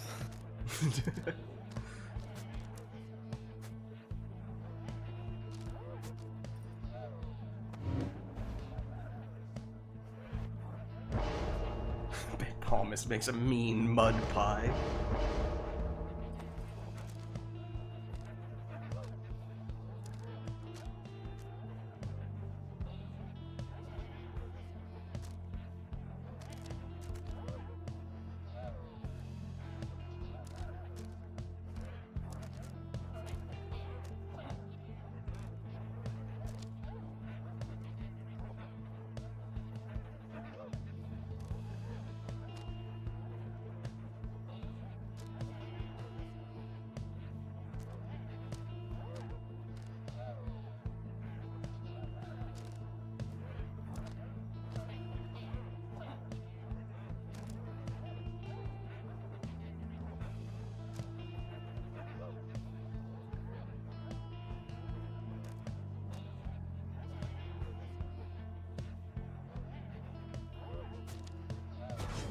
Oralek. Okay, some flames for Orlek.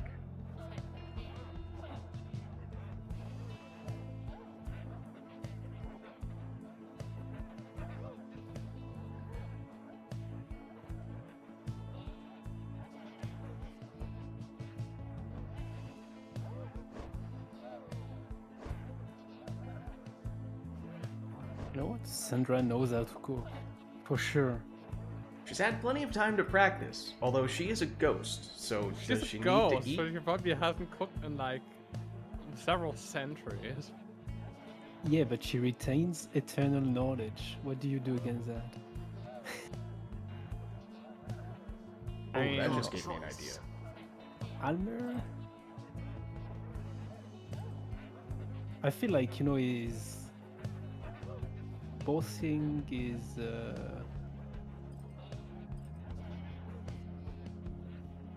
his persona to fit, kind of. So he would be a good cook if he tried, right? I feel like it. Let me see talismans first. Put that on him, alright.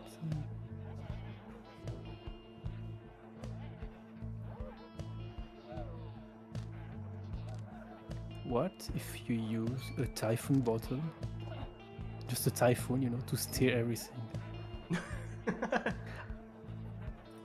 Like, talismans don't make sense anyway for cooking, so...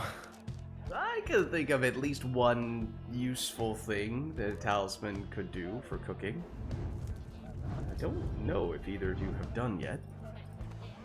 I see one, but I can't pick it on this character. So...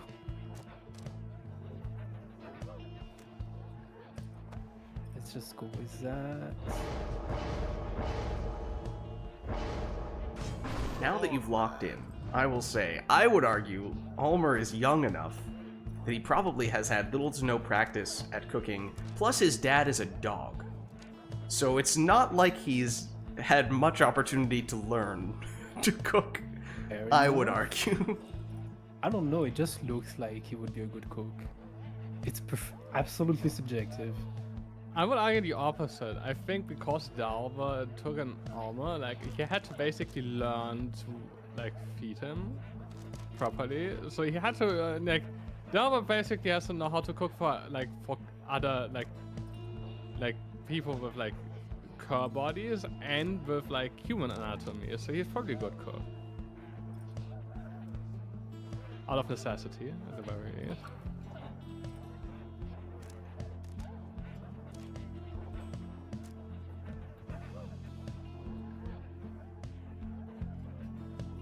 This is just alcohol, right? We could do this for cooking, right? Frozen soul. That's a pretty Probably hardcore way to has cook. a magic, lesser no? Titan taste. You know what? Let's go with it. Oh man, I wrote her.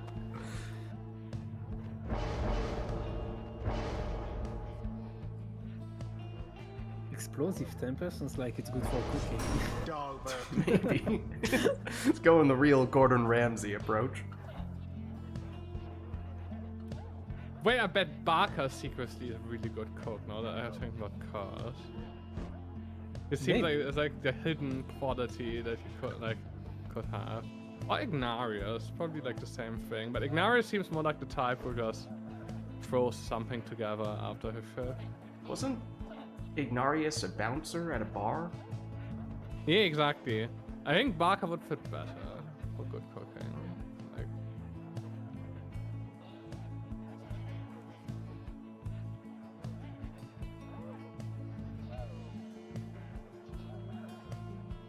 Just choose.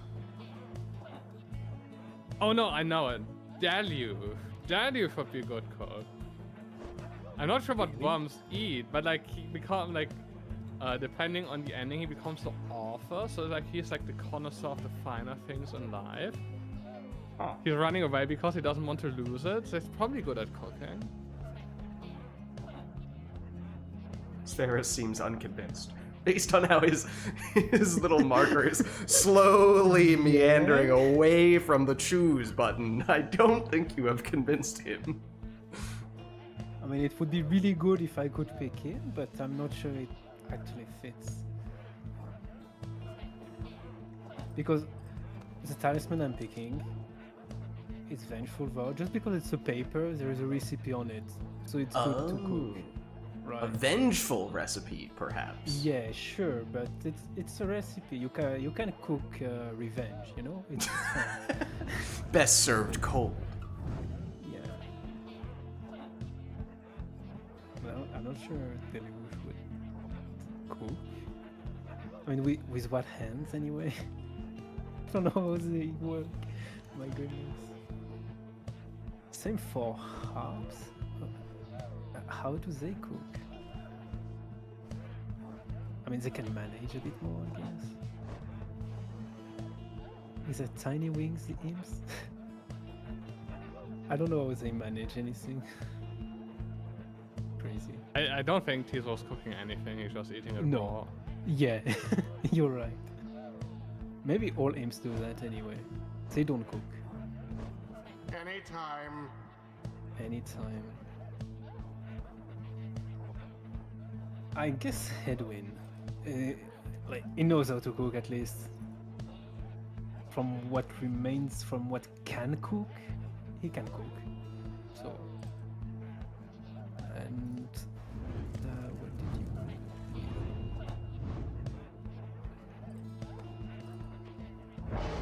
Lilac has returned.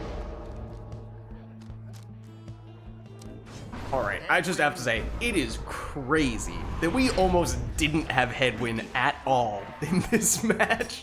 The character I thought was the obvious first pick. Almost didn't get picked at all, ultimately did get picked with the last overall pick. It's just insane. But here we go, we shall see who the superior cook is. As iRotor got off to a quick start there, back in possession with Bertrude and now Dalbert.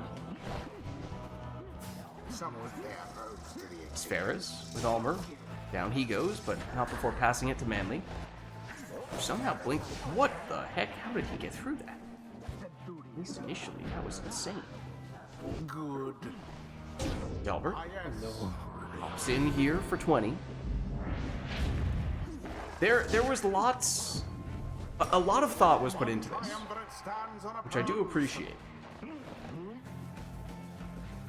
People were not taking their decisions lightly. As Ferris throws that one in for 25. Rotor lacked the momentum, but didn't matter. Still enough speed to make it in there for a 20 damage plunge. The orb is taken. Down goes Almer.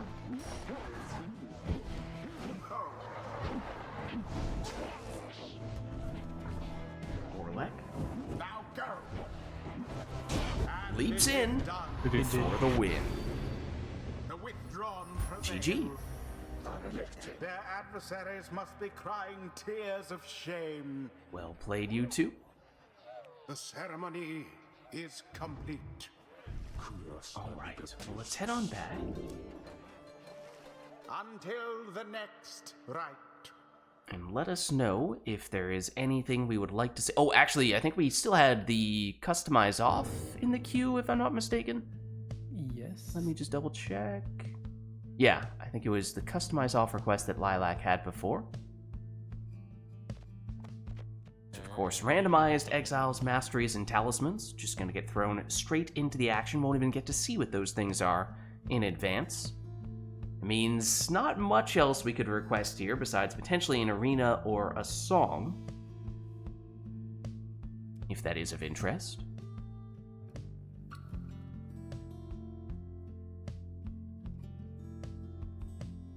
Not seeing anything here, so why don't we get this one? Oh, hold on. The Fate song, otherwise known as Glory's Tradition.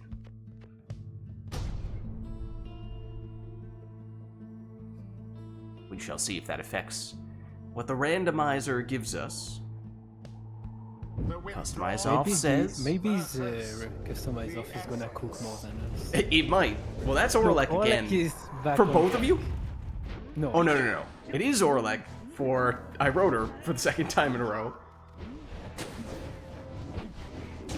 In honor of the That's soldier. 20 damage Right, curve plunge for Sferis.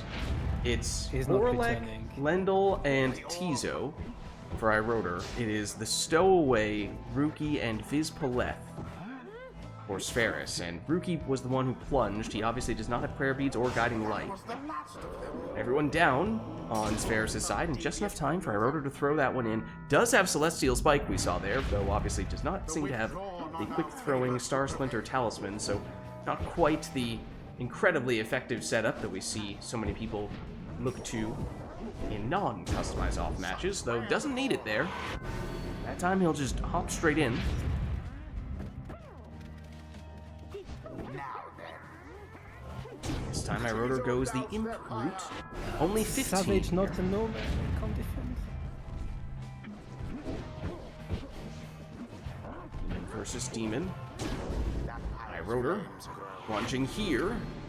It's another 25. Once more, Of course, there's always the chance that there's an unexpected Right Light Talisman for 20 rekindling, especially when we haven't seen that many talismans, which is the case here. Can't be sure. That means there's a chance that it might take more than one score for Iroda here. Oh, and ever so close for Sferis, but didn't quite work out. And there is no rekindling, so that score is all Iroda will need.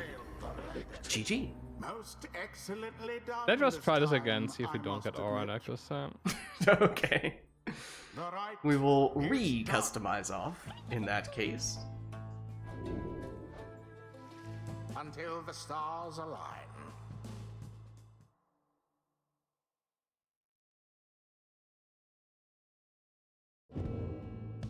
Alright, so I'll just take it off Glorious Tradition, but otherwise...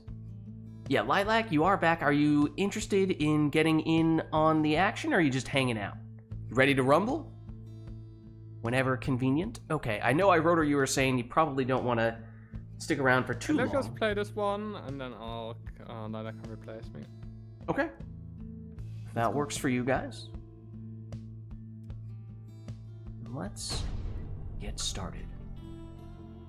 So Lilac, you good to hop in after this one? The withdrawn Nice. Okay. shall take This time, on Blade of Loot. the essence. It's no Orlek No on Orlek. either side. So if that was all we were looking for, we have succeeded.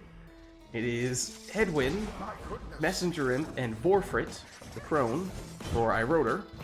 Here is Vorfrit, The first throwing it in for 22. And on Spheris' side, it is Volfred, Tamitha, and Lady River.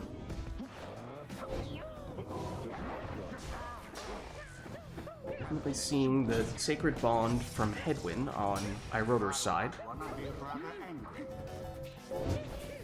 Seeing some Seas Chance, some Sleight of Wings. Okay, we are actually learning a fair bit about the masteries along the way here. Bask in the purity. It's a 20 damage plunge from Headwind. No prayer beads on him. He's gone in this round. Forfeit. Down she goes.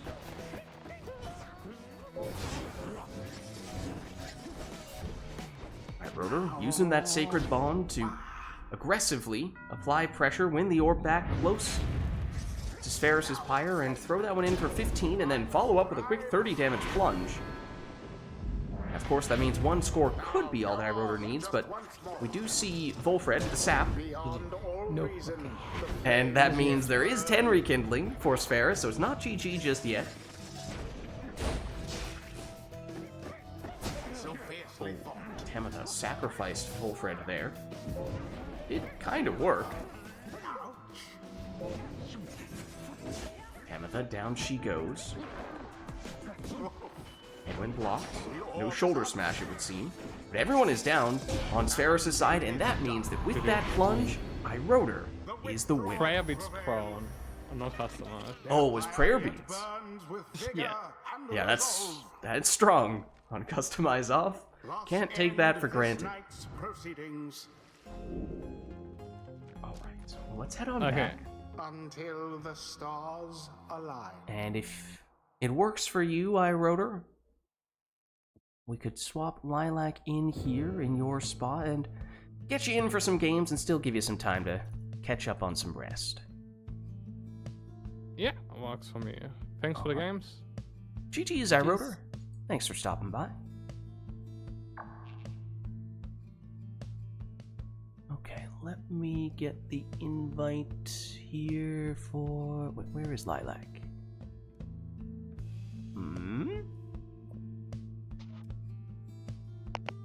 Not seeing you on Steam at the moment. Oh, hold on, let me... I didn't have it open. Ah, okay. Casually hears Lilac physically opening a box to launch Steam. I don't think that's how that works, Lilac. I was opening it on my computer, actually. Oh, okay, so in a way, yeah, I suppose so. Also, is everyone's Steam up to date? I did get a Steam update earlier today. I don't know when exactly it happened this week, but yeah, there was one at some point. I don't know, mine is always up to date apparently. Never had an issue. Now I see Lilac. Alright, I have it open. Okay, invite should be heading your way soon.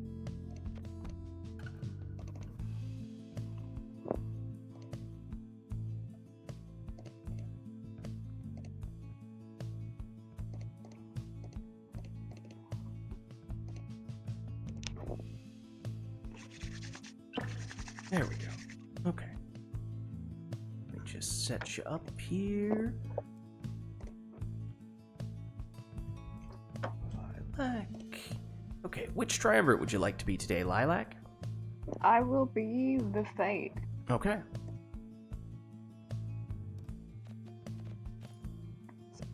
Spherus is controller, right? Correct, yeah. Okay, good. I mean, no crazy 2 to 3 players on one team nonsense this week. We could if we wanted. Let's not go there. Alright, well let us know if there's anything request-wise we would like to see here. Obviously, Spherus has been going for a little while, but this will be Lilac's first match of the day.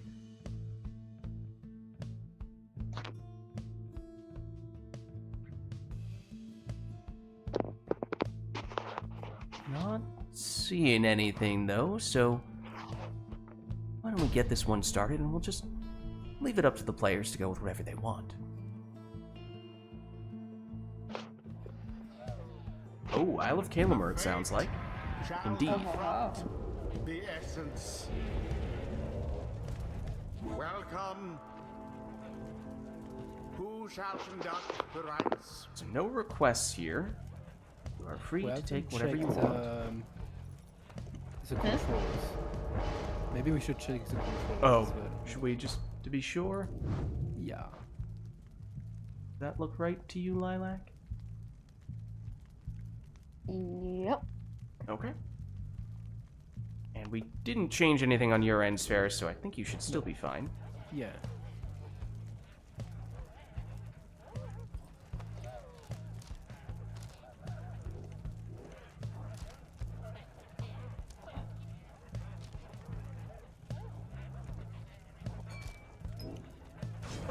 The Leeching Orlek in the first spot for Lilac. Interesting. No, I can't move my controller, it's okay. I will go with the mouse.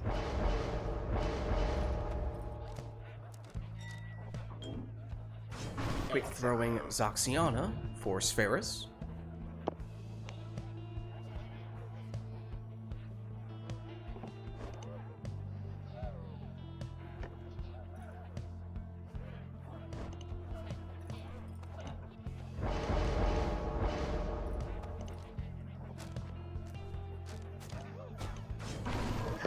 Triesta's Plume on Pamitha in Lilac's second spot.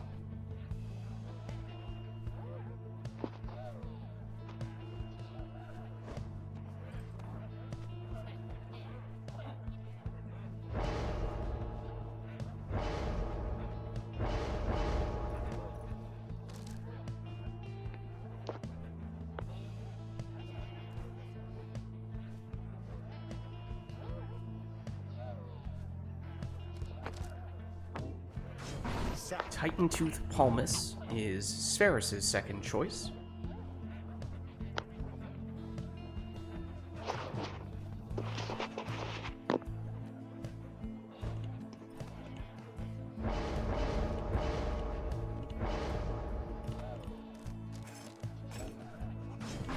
Speedy Bertrude in the last spot for Lilac.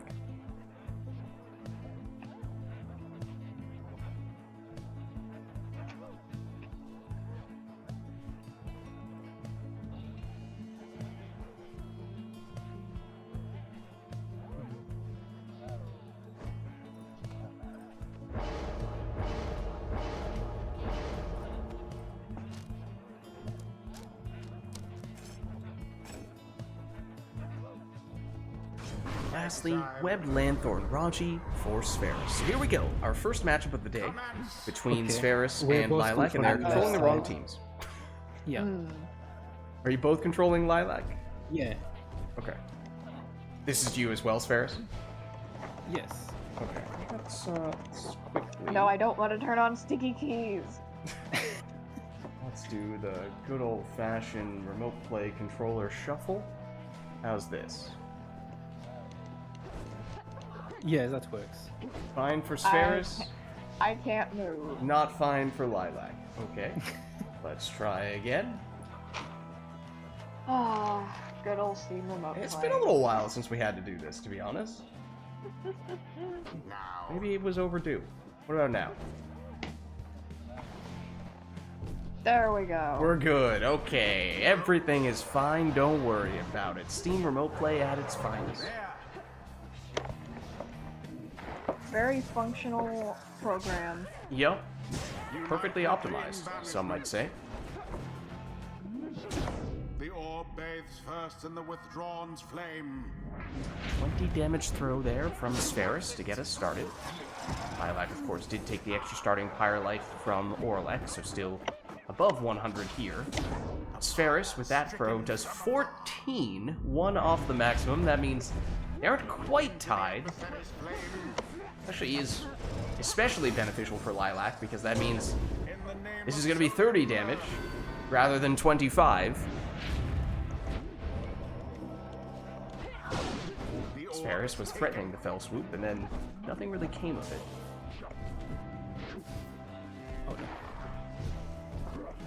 Orlek gets back, gets sent flying courtesy of Titan Tooth. A different kind of magic. Maybe not Orlek's preferred way to take flight. When Spheris, using Raji that time, as a bit of a decoy, or more like a battering ram, I should say. 20 damage plunge. That from Zoxiana for Spheris. Everyone down on Lilac's side. Opportunity for Spheris if he's quick. And it's Raji, throwing it in for 15. The essence pyre now Orlek.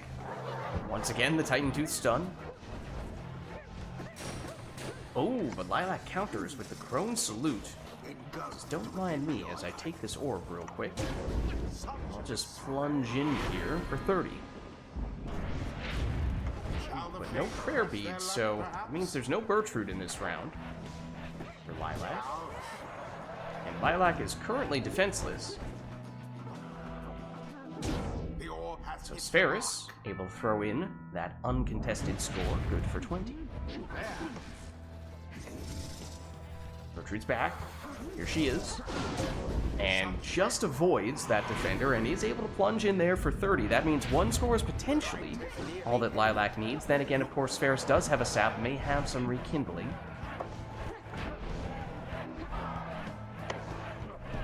Orlek.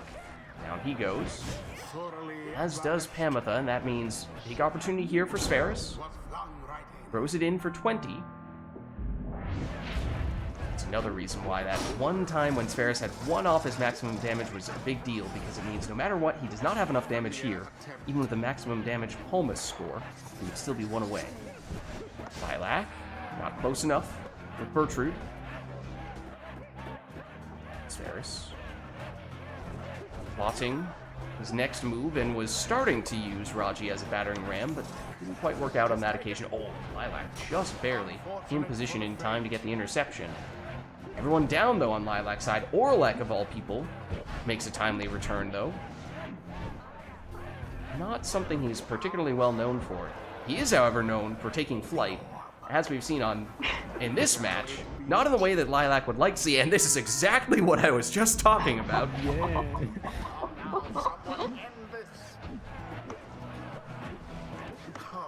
Lilac can't quite make it happen with Orlek. Now for Spheris, anything will do.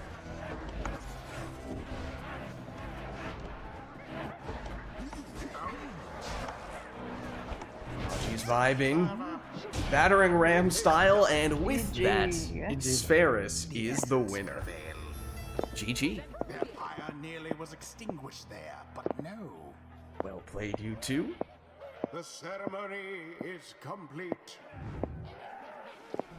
Alright, well let's head on back. Until the next rite.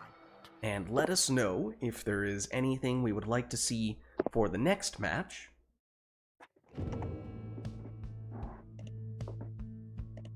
Otherwise, if not, of course, we can always leave it up to the players to go with whatever they'd like, as I believe we did for that match there. If only Arker was here to give us more wild and crazy requests. As he left, I haven't seen him in chat recently. I don't remember if he announced his departure.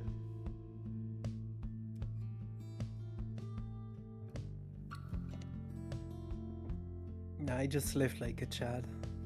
Didn't announce it. Man. When I'm gone, I'm gone. Not seeing any requests at the moment. So why don't we get back into the action then?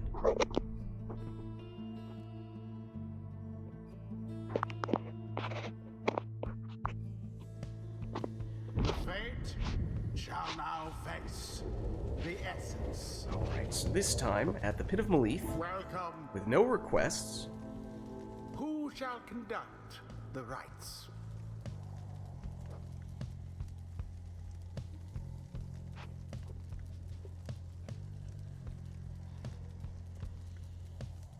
so you may take whatever you would like.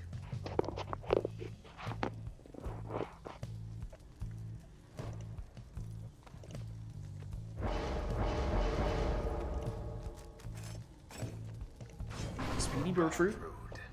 That's Lilac's selection for the first option. Whereas the lead on Spheris' side will be a quick throwing Palmus.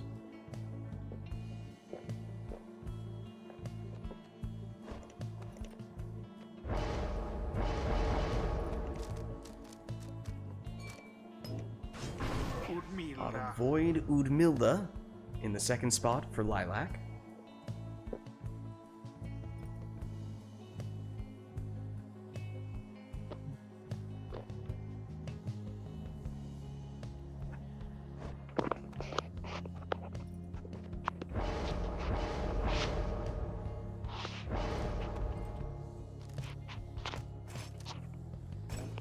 Demon. Speedy Vizpaleth in the second spot for Spheris.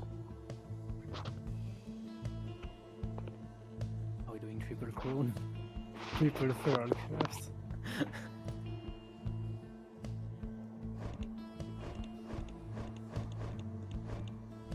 Maybe not. Okay.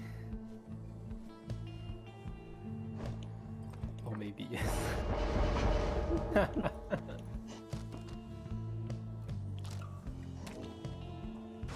Milan, Leech, Bertrude, or rather, is it Vorford in the last spot? It's 3 Crones. Full Crone team for Lilac, which may have gotten Spheris' attention. There may be a reason why he's taking full rekindling and starting Pyre life here. Oh. Oh. Commence. Oh my. Fight for the initial orb race. Spheris has won. Almost avoided that cast, but Lilac has the orb back here. Plunges in for 30, but as we were starting to say, we saw a lot of extra starting Pyre life and rekindling from Spheris as well. How very So even after that score, we're still sitting above what would usually be the starting number. There's a quick throw. 25 damage from Palmas for Spheris. Now then. Gertrude starts going one way, then retreats. Second attempt. This time makes a more decisive move, but goes down, as does Vorfrit, as does Udmilda. That means everyone is down at the moment for Lilac. Gertrude will return, but not quickly enough to stop this 30 damage demon plunge. Sapling well placed there. Lilac unable to claim the orb.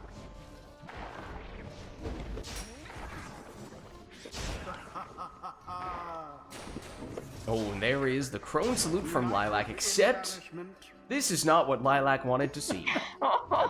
Not only is everyone banished, at least initially on Lilac's side, not only is Numbing Gust slowing Lilac down, there were also saplings that were blocking the orb. So for a number of reasons, that Crone salute was never really going to give Lilac the value Lilac was looking for, but maybe attempt number 2 will be a little bit different. I can't do anything. Except Lilac misses. Oh my god. No pressure whatsoever. Spheris cannot stop Lilac in any way. Uncontested throwing opportunity. And what does Lilac do with that opportunity? Whiff. And Spheris throws this one in for 25. And maybe that's just karma for trying to load up on so many Crone salutes. As here is the third and final one. How utterly brazen. It is 30 damage, yes, but of course it means Lilac can no longer do that. And because it was a plunge, that means one fewer Crone, which means no one to stop Spheris right now. And so it is done. The essence prevailed. GG. Their adversaries did not even come close. Oh dear. The right Well is played, done. you two. There is a reason why that setup is banned in tournaments. I mean, on this occasion, Spheris saw it coming and planned accordingly, but Yeah. if one did not see it coming, you can understand why it's a little anti-competitive. But let us know if there's anything we'd like to see for the next match.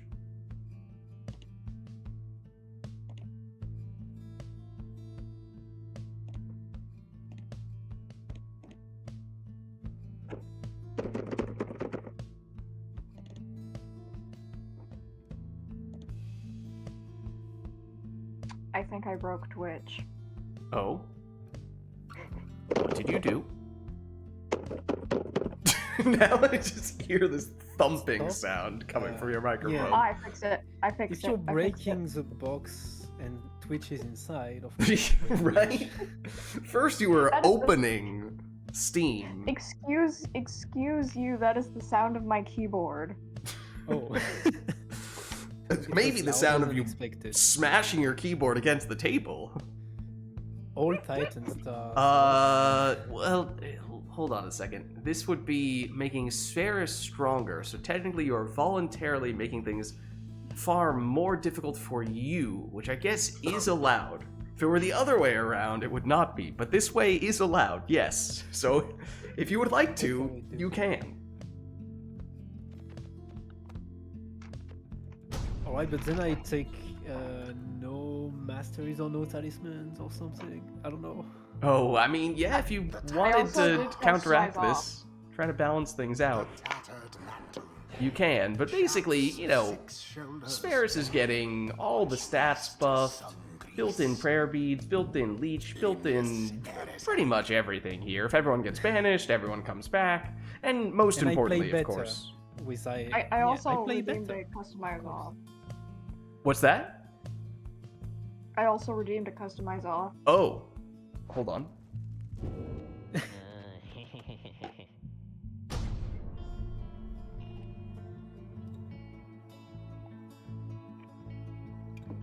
Well, now. Titan star. Now, let's see how this plays out. It also means that Spheris can no longer voluntarily reduce the number of Nerf masteries or myself, talismans he has to try to cancel this out. No, Spheris is getting the full effect. But maybe I get very bad setup from customizers. Well, it's also on the boat, But it's balanced with the Titan stars, you know. The essence. Yeah! which was not part of the request. It's just pure coincidence. Oh, wait, is this triple cur? It's double cur. Okay, it's double cur and an imp for Spheris. It's a savage, a nomad, and a worm for Lilac. Let's see what else we can figure out here. Of course, Spheris does have the benefit of every single Titan star, so that's pretty significant. But it is Lilac getting us started here nonetheless with a 15 damage worm plunge. Lilac, however, does not have built-in prayer beads, and therefore Gilman is not available anymore in this round. Oh dear. Oh thank goodness. I I'm thought it was about a to little confused I as thought to it was why about it seemed to like hit you were me. just casually waltzing over with one of your exiles. Not a care in the world. The game froze and I thought it was gonna kick me for a second. Web feeds. I am the alpha gamer. Now to the flame. There's Delbert. A Magnificent. little plunge here for 20. Oh, see, he's full left side. Wyatt, Because it's not Why- 20, it's 15. Yeah, it would be 25 if it were anything on the right side. how am I already at 25? Pyre life. You start with less, and Spheris does more damage than Yeah, usual. you start with 20, 30 less. From burning And so, if Spheris did have even the first mastery on the right side, that would have been game, set, and match just then. It's actually quite unusual with all Titan Stars active that was not enough damage.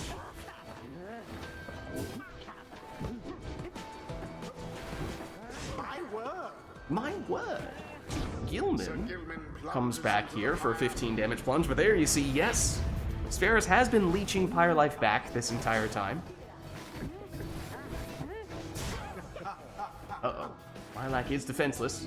Spheris lines up the throw, and in doing so, takes the win. It was a glorious performance, I must GG. Imagine if he'd gotten triple curve. For a second there, I thought he might Also have. saw it I saw because, two. Imps are quite small, so I mistook it for like for half a second.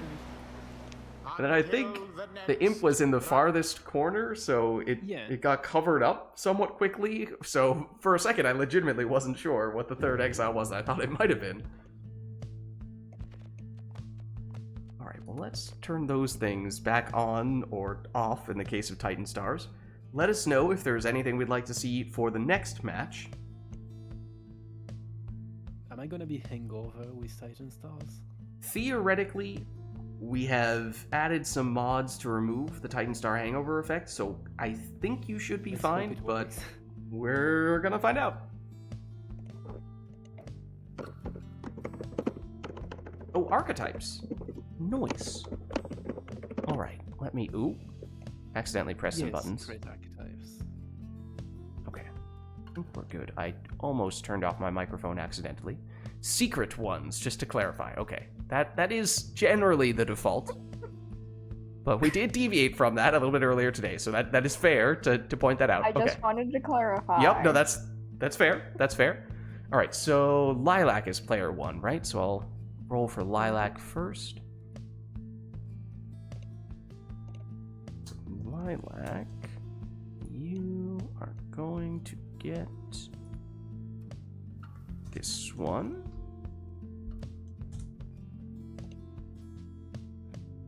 And then Spheris. Oh. Okay. I can Did get you into yet this. again get the exact same as usual? I just remember that you had the same twice in a row or something. Interesting. Alright. Very interesting indeed. Alright, well, let's figure out what arena we end up in, because that might affect how the players execute. Well, both set up and execute with these archetypes that they've randomly Fate rolled and versus been assigned. the essence. Welcome. Okay. Lilac seems rather enthused about this archetype. Interpret that however you... Oh! However you will. What? I'm hangover. We need to restart anyway. Oh, wow. I thought we had fixed that. Well, I think we did with the talismans, but I didn't realize we hadn't Yeah, for the... I don't think it works on Titan stuff. Okay. So it's Let's exit do versus this. mode. I think we have to. And then why don't we lock it? It was Nest, right? Mm-hmm. Yeah, Why don't it we was lock Nest. that in. Let's see if it works this time. The fate shall take on the essence. Welcome. No Who talisman, shall no conduct masteries. Yeah, does Lilac follow up with the same strategy this time? I feel like it'll have a little bit less of a shock effect this time, but maybe.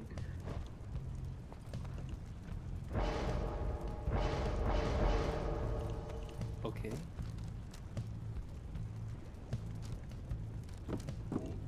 Oh, okay. Cursed Talisman. That's certainly a little unconventional. I'm no longer hungover. That's No fine. longer hungover. Good, good. That's a It's always curse. nice to not be hungover. Right. Yeah, I mean there is a reason I don't drink. Cursed Sap for Lilac, and now for Spheris.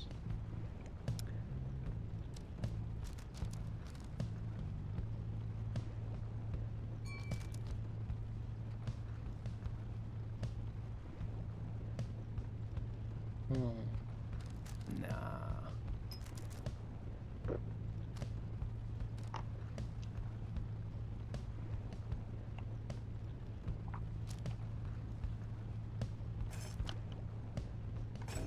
Speedy Raji in the first spot.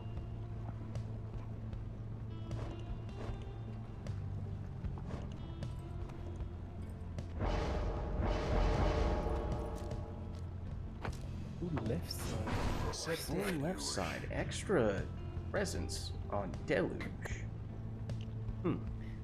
What is going on? Spheris is confused. What is this secret strategy I'm not aware of? Don't worry about it.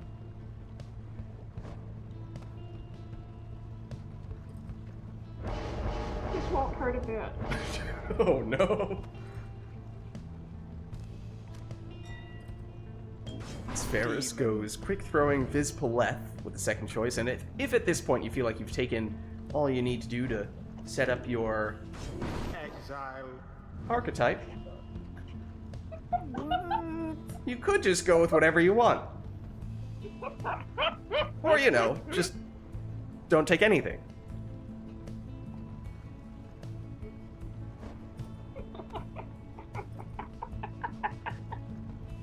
As one does. The Cobb salad is getting to my head.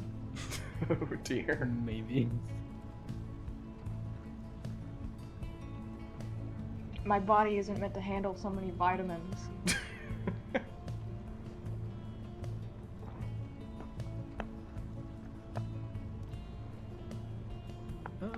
Let's do something fun, I guess.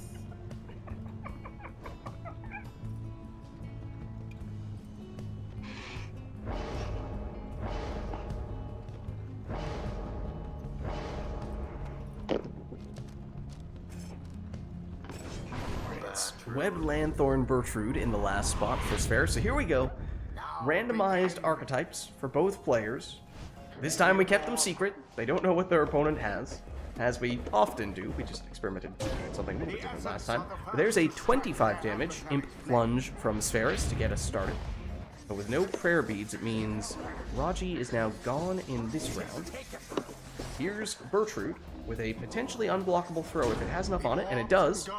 Not sure what those other visuals were. It looked like there were some fireworks that went off with that throw. I tried banishing after, Oh, okay. just in case. It looked dramatic. Speaking of looking dramatic, I'm not really sure what that was. All of the fate but it was Gareth, and therefore it must have been stylish. Meanwhile, here is Ferris coming through the portal and throwing that one in. Oh, with Brazen Manor, that's 40 damage. No, sticky keys, sticky keys. Now end the ceremony.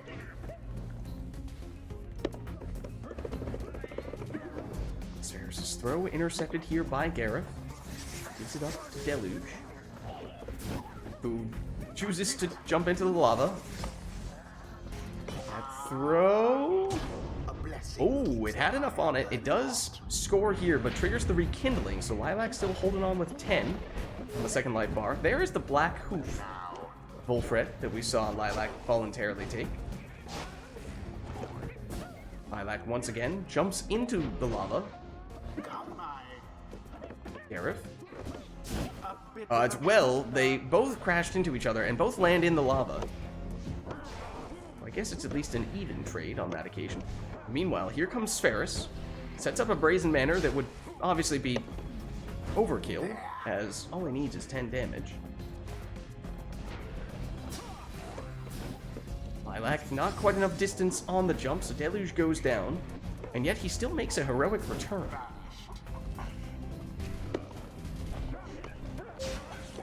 Down goes Vizpaleth. Here is Deluge, now with infinite stamina, but he's vanished. to the last.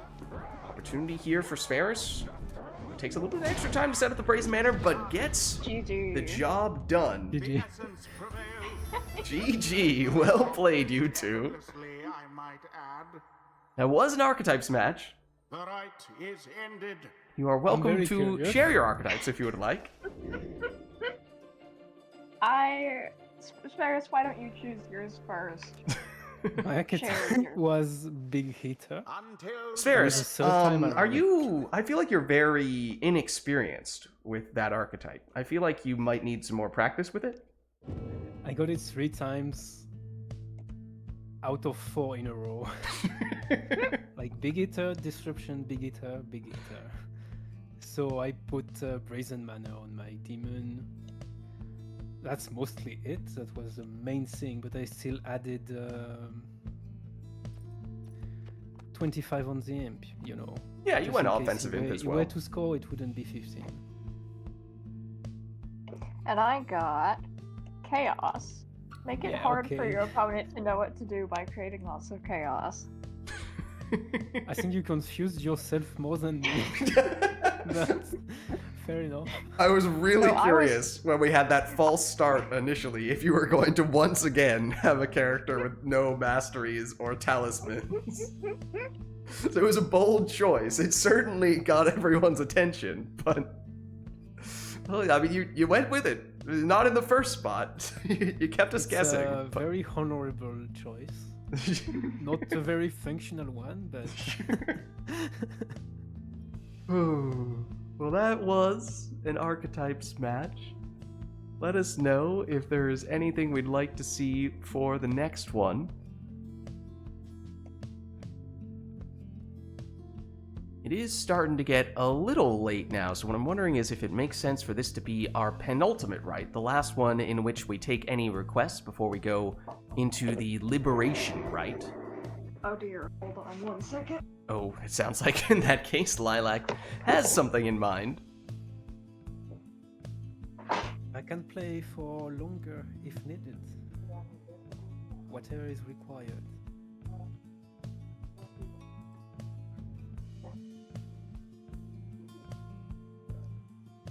Thought Lilac was preparing to redeem something?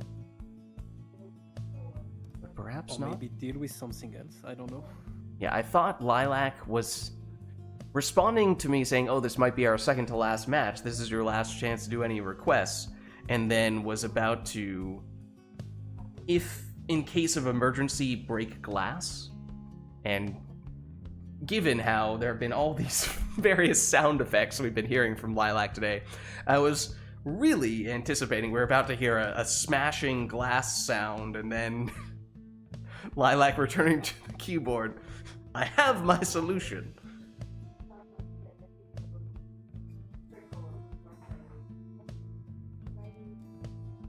But yet, we still await a request here, if there is to be one. Maybe Lilac just had to do something AFK for a second.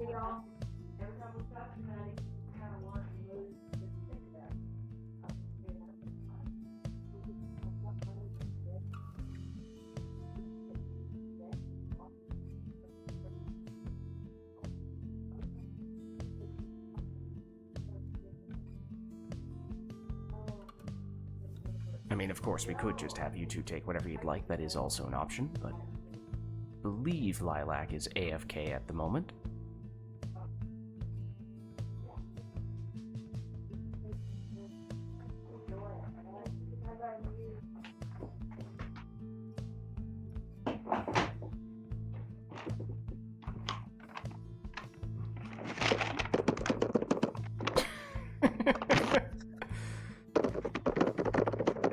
That's definitely just deliberately thumping your keyboard without actually typing anything. It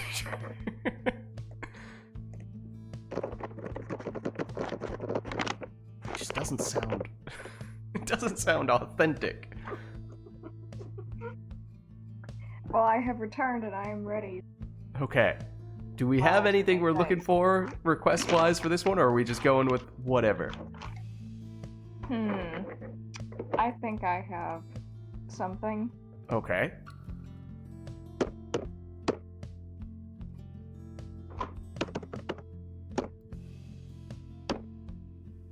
Now it's just very dramatic typing. Ah, okay. I see.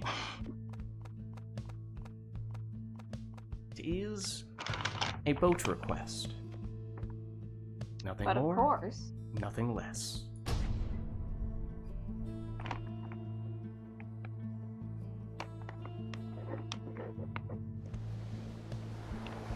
Our beloved boat.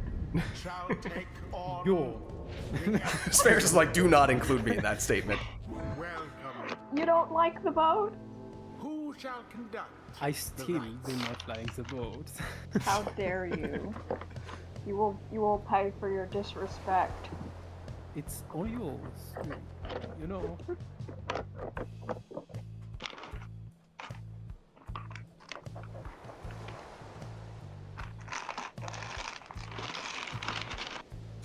One moment, gotta munch on some chips first. Excuse you, I have to rearrange. I'm rearranging my desk so I have room for my mouse. Right, right. Or, you know, just eat all the chips and then you'll have plenty of space. What, do you think that I just have all my chips laid out on my desk? Are they actually chips? No! Darn it. Do you want some chips? No, it just sounded like it. Alright, what are we doing? It's a Kerfang Oralek for Lilac's first choice.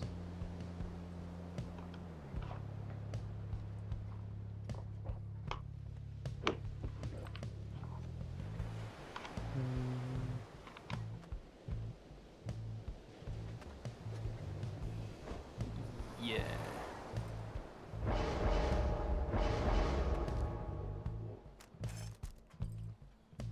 Ferris, keeping it stylish, with the prayer beads, Gareth. Stylish.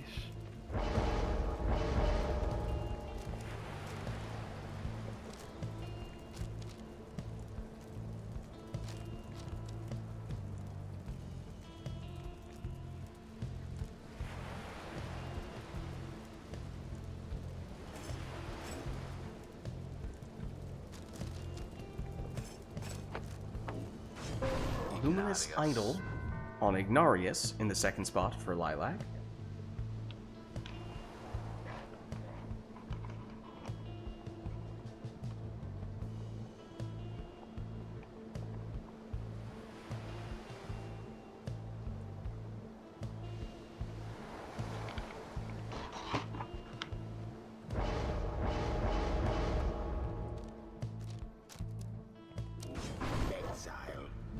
Exploding Lady River for Spheris.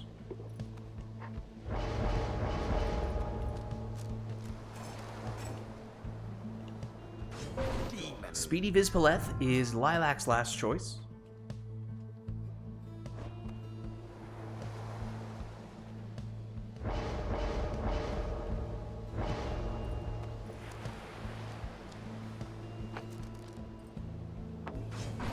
Spheris goes Titan Tooth on Palmas. So here we go for our penultimate match of the day, and that is some crazy black magic jumping from Spheris' Gareth, who does have prayer beads, so he is back. There is an encore to this show. While Lilac tries to leap over the puddle, but doesn't quite get the air time. Same cannot be said for Gareth.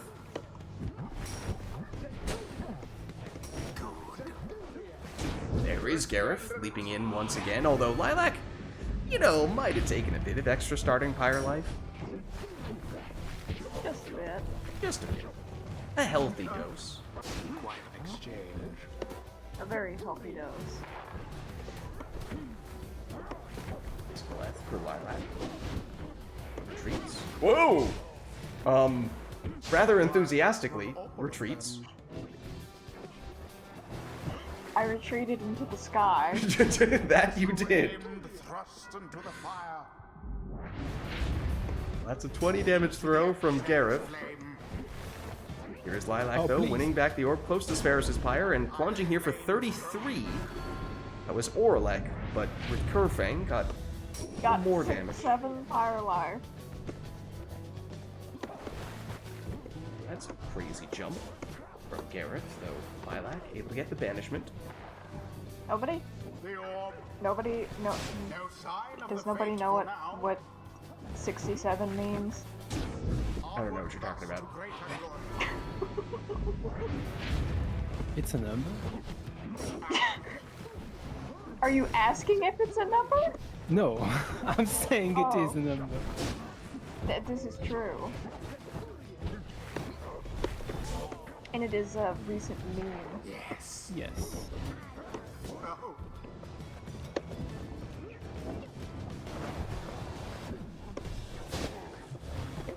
Here is Gareth. He leaps in here for 20. Though Lilac still with more than the typical starting Pyre life. Tis taken.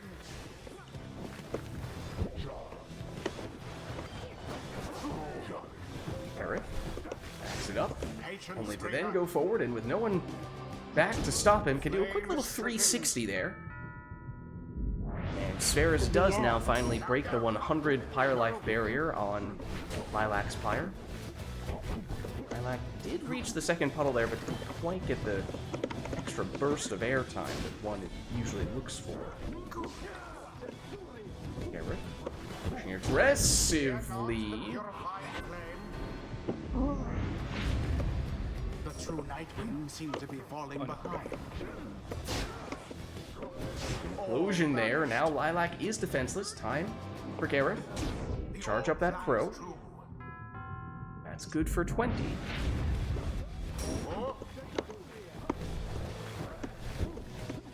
Gareth goes down this time. Lilac lines up the jump. First one didn't quite go as far as Lilac was likely looking for. Also, not clear what direction Lilac is actually trying to go in at the moment. Seems like anywhere will do. Banishment. But everyone is gone on Lilac's side, so time now for Spheris with the worm to throw this one in for 15. Now to the flame. With Ignarius. Knocks back one defender, but then gets stunned by the other. That creates a window of time here for Gareth, but it's not enough time for him to get in. That was a little bit interesting boat magic. Maybe not the longest distance boat magic demon jump we've seen, but it allowed Lilac to maneuver around some opponents. Meanwhile, though, Spheris plunges in there for 20, and that means one score may very well be all that Spheris needs. Could this be it? And it is Yes, it is. GG? the essence prevail. 11 vote. The scribes themselves show Well the played, you two. The ceremony is complete. Alright. Now let's head on back. Until the stars align. And I think it may be time for our final rite of the night, our liberation rite, that is. So that means we'll head over to the Fall of Solium. Turn the sermon intro on. We'll do Never to Return Essence Edition, and we will not take any requests from chat for this one. Instead, we will just have both players take their preferred teams to finish things off in style. Here we go.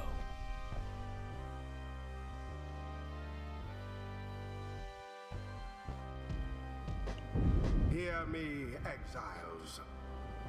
Welcome to the Fall of Solium. Have you the fortitude required to prevail? Only the righteous shall emerge victorious. The Fate, stand ready. The Essence, stand ready.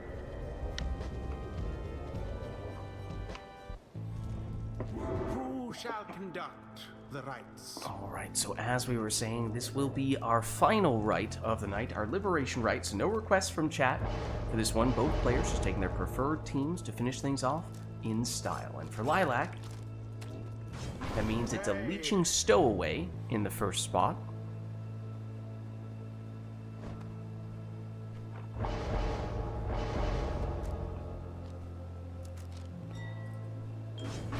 For Spheris, it'll be a quick-throwing Zoxiana.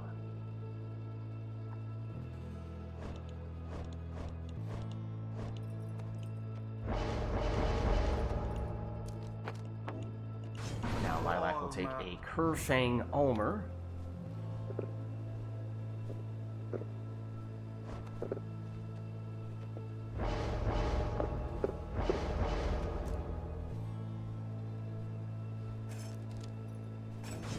Spheris will go for a Prayer Beads Gareth.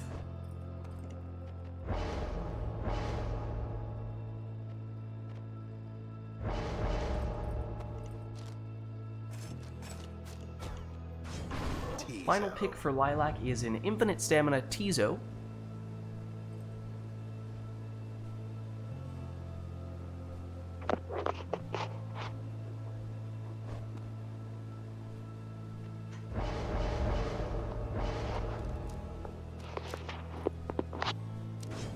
And Spheris will take Exploding Lady River. So here we go, our final rite of the night, our liberation rite.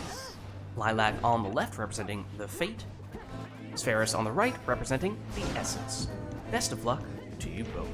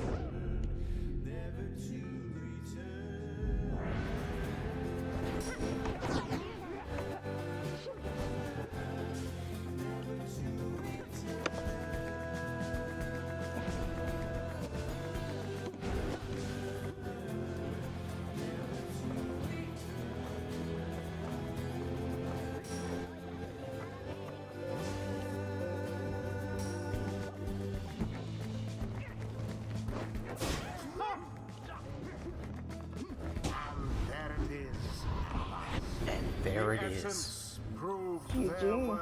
GG. An outcome which left little room for doubt. Well played, you two. Thus ends the Liberation Rite. That was our final rite of the night, our Liberation Rite. So thank you everybody who participated in the rites today and everyone who gave us the requests in chat as well.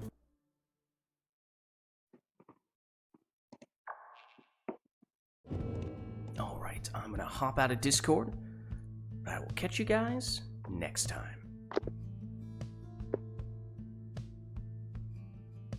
Alright, I believe they both fled Steam Remote Play, and rightfully so. Nothing to do there, but as I was just saying, that was our final rite of the night, our Liberation Rite. So thank you everybody who participated in the rites today and everyone who gave us the requests in chat as well.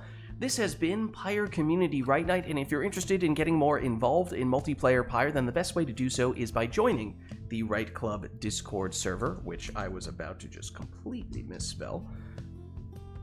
But you can join the Rite Club by clicking on that link right there. My name is Lids. I'm hosting these Rite Nights, and actually next week I'm gonna have some people coming into town, so I will probably not be streaming, or if I am next weekend, then it'll either be at different times / for less time than usual. So next week we're gonna be deviating from the usual schedule, I think. But usually the typical schedule would be Fridays we're doing Mass Effect Andromeda multiplayer, Saturdays Mass Effect 3 multiplayer, and then Sundays, obviously, this Pyre multiplayer. Also, Lids Vids on YouTube as well, posting the VODs for all those streams, so if you missed anything, you can catch that stuff there as well. And if you haven't done so yet already, then of course you can also hit the follow button to get a notification when I go live. Also, add Lids Vids on Twitter. I post there when I go live as well, but actually the best place to stay up to date on all things Lids is my Discord, which you can join by clicking on that link right there. But that's going to be it for me for tonight, so thank you all for watching. Hope you enjoyed the stream, and I'll catch you next time.